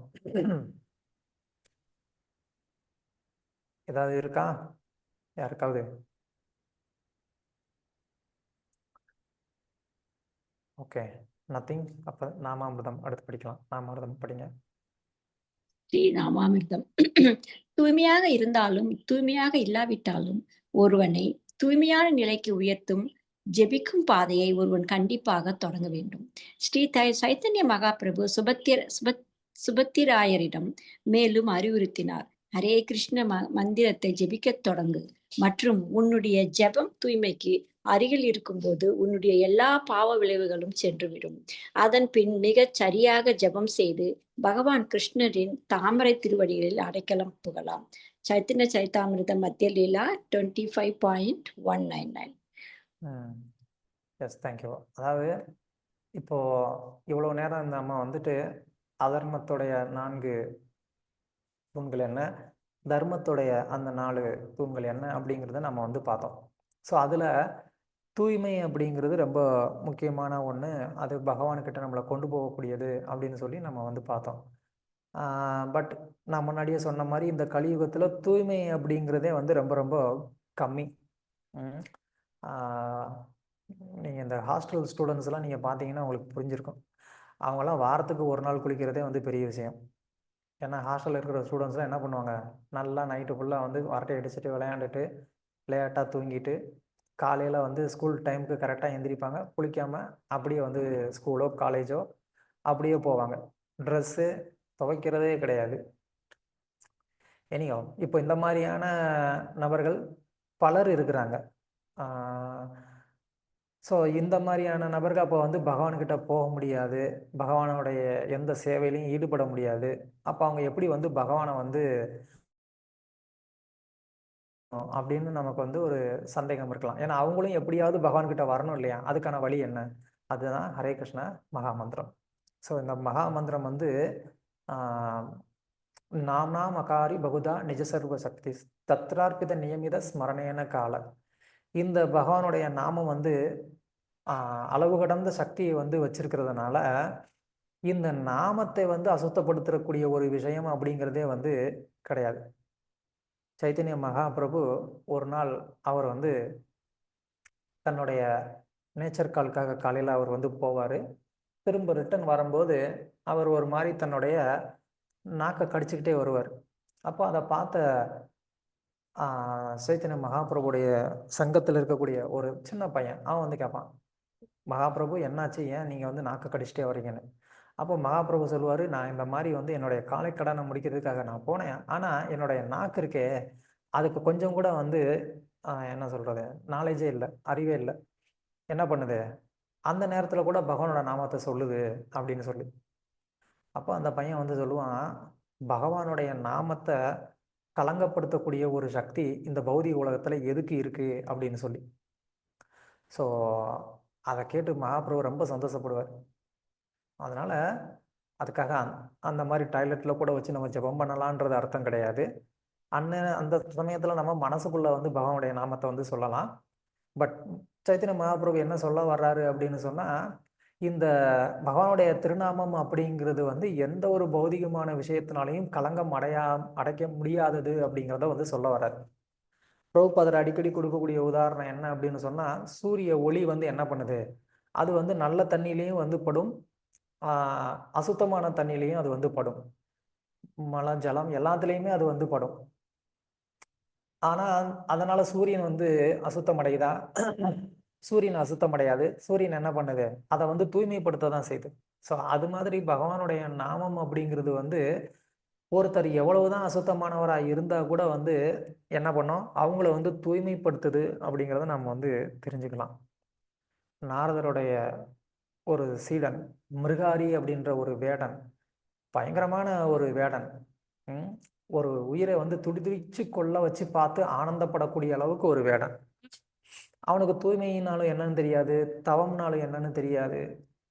அப்படிப்பட்ட ஒரு நபர் மிகச்சிறந்த ஒரு வைஷ்ணவனா மாறினான். காரணம் என்ன, நாரதர் போன்ற அந்த பக்தருடைய ஒரு சங்கம், பகவானுடைய நாமத்தினால கிடைச்ச ஒரு சக்தி. அதனால் அவன் எல்லா விதமான பாவங்கள்லேருந்து விடுபட்டு மிகச்சிறந்த ஒரு வைஷ்ணவனா அவன் ஆனான். ஸோ அதனால் இந்த ஹரே கிருஷ்ணா மகா மந்திரத்தை ஒருத்தர் எப்படியாவது வந்து ஏதாவது ஒரு வழியில் என்ன பண்ண வைக்கணும், அவங்கள வந்து அந்த நாமத்தை சொல்ல வைக்கணும். அதை நம்ம சொல்ல வச்சோம் அப்படின்னு சொன்னால் அது மூலமாக வந்து என்னாக முடியும், அவங்க வந்து தூய்மை அடைய முடியும். அப்புறமா சீக்கிரமாகவே அவங்க பகவானுக்கு நல்ல ஒரு பக்தி பண்ணுறதுக்கான வாய்ப்பும் இருக்குது. ஓகே, எஸ், நெக்ஸ்ட் படிங்க. பிரச்சாரமே சாரம்.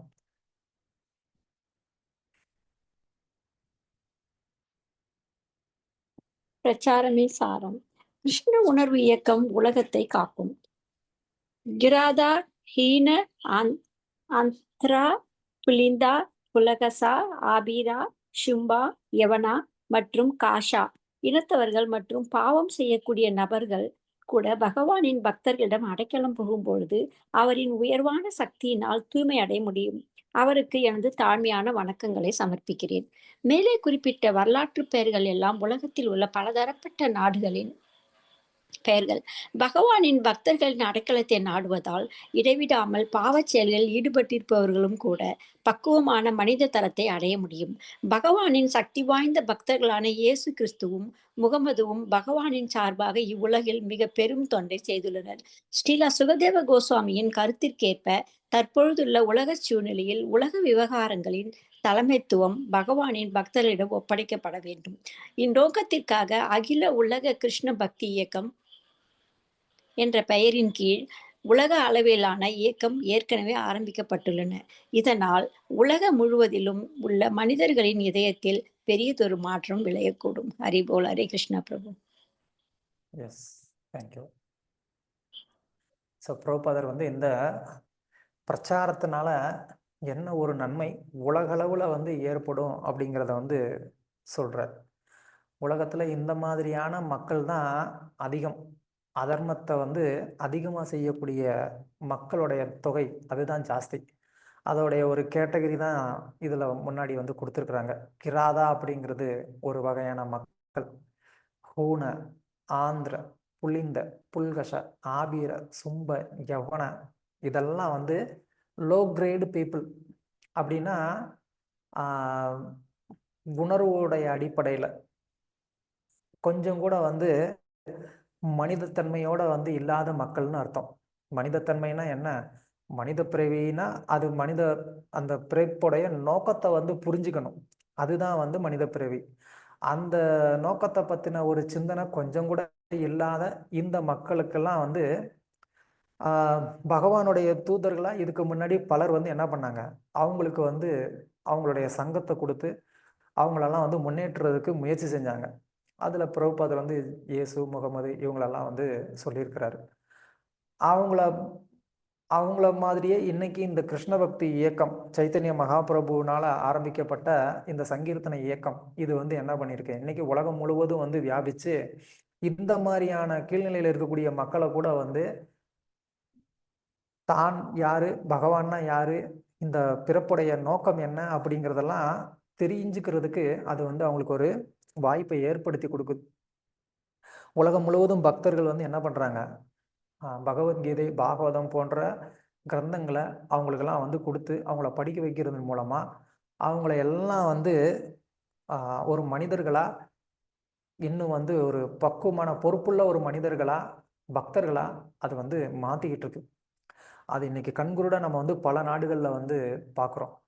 ரீசண்டாக ஒரு பக்தர் அவருடைய ஒரு அனுபவத்தை வந்து பகிரும்போது சொன்னார். ஒரு முஸ்லீம் கண்ட்ரி, எங்கே கஜகஸ்தான்னு நினைக்கிறேன். ஸோ அது கம்ப்ளீட்டாக வந்து ஒரு முஸ்லீம் கண்ட்ரி. அங்கே வந்து கூட சில பக்தர்கள் இருக்கிறாங்க, புஸ்தக விநியோகம் பண்ணுறாங்க. அவங்க வந்து என்ன பண்ணியிருக்கிறாங்க, ஒரு காலேஜுக்கு முன்னாடி, ஒரு யூனிவர்சிட்டிக்கு முன்னாடி புக் டிஸ்ட்ரிபியூஷன் பண்ணுறாங்க. அதில் ஒரு மாணவன் வந்து என்ன பண்ணுறான், ஒரு பகவத்கீதையை வந்து வாங்குறான். ஸோ வாங்கி அந்த பகவத்கீதையை வந்து வீட்டில் வச்சுருக்கிறான், அவனுடைய ரூமில் வச்சுருக்கிறான். படிக்கலை பல நாளாக. ஒரு டைம் செமஸ்டர் ஹாலிடே வருது, அவன் என்ன பண்ணுறான், ஏதோ ஒன்று வாங்கினோமே அப்படின்னு சொல்லி அந்த புக்கை எடுத்து என்ன பண்ணுறான், படிக்கிறான். படித்தா அவனுக்கு அவ்வளோ தூரம் வந்து இன்ட்ரெஸ்டாக இருக்குது இதில் சொல்லப்பட்டிருக்கக்கூடிய விஷயம். அதனால் அவனுக்கு செமஸ்டர் ஹாலிடேங்கிறது எக்ஸாமுக்காக படிக்கிறதுக்காக விட்ட அந்த நாளை அவன் என்ன பண்ணான், பகவத்கீதையை படிக்கிறதுக்காக வந்து யூஸ் பண்ணி அவன் அப்படியே கம்ப்ளீட்டாக வந்து என்ன ஆகிட்டான், பக்தனாக மாறிட்டான்.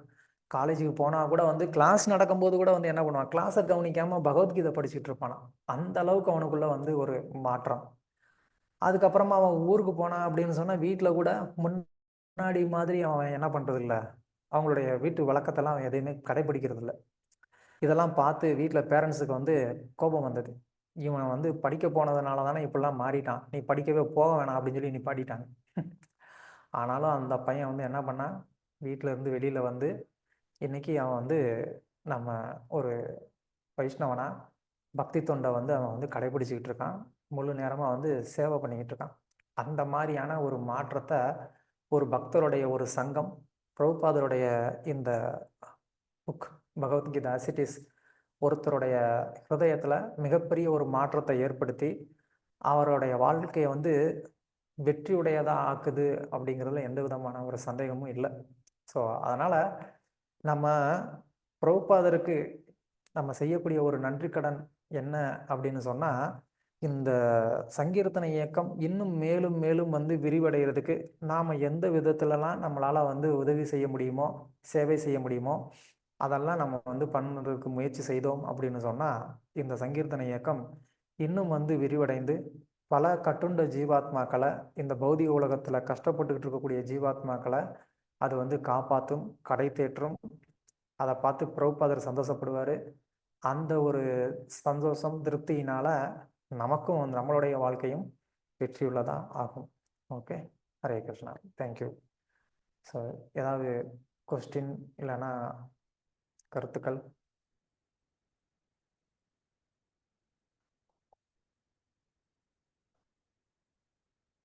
ரொம்ப டைம் எடுத்துக்கிட்டேன்னா. ஓ 8:30 ஆச்சா?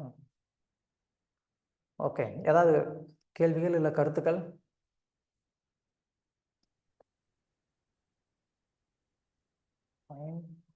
கிளாஸ் புரிஞ்சதா? நல்லா புரிஞ்சது பிரபு, நல்லா புரிஞ்சது.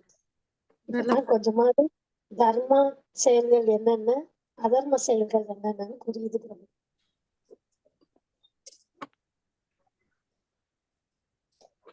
S. Any questions or comments?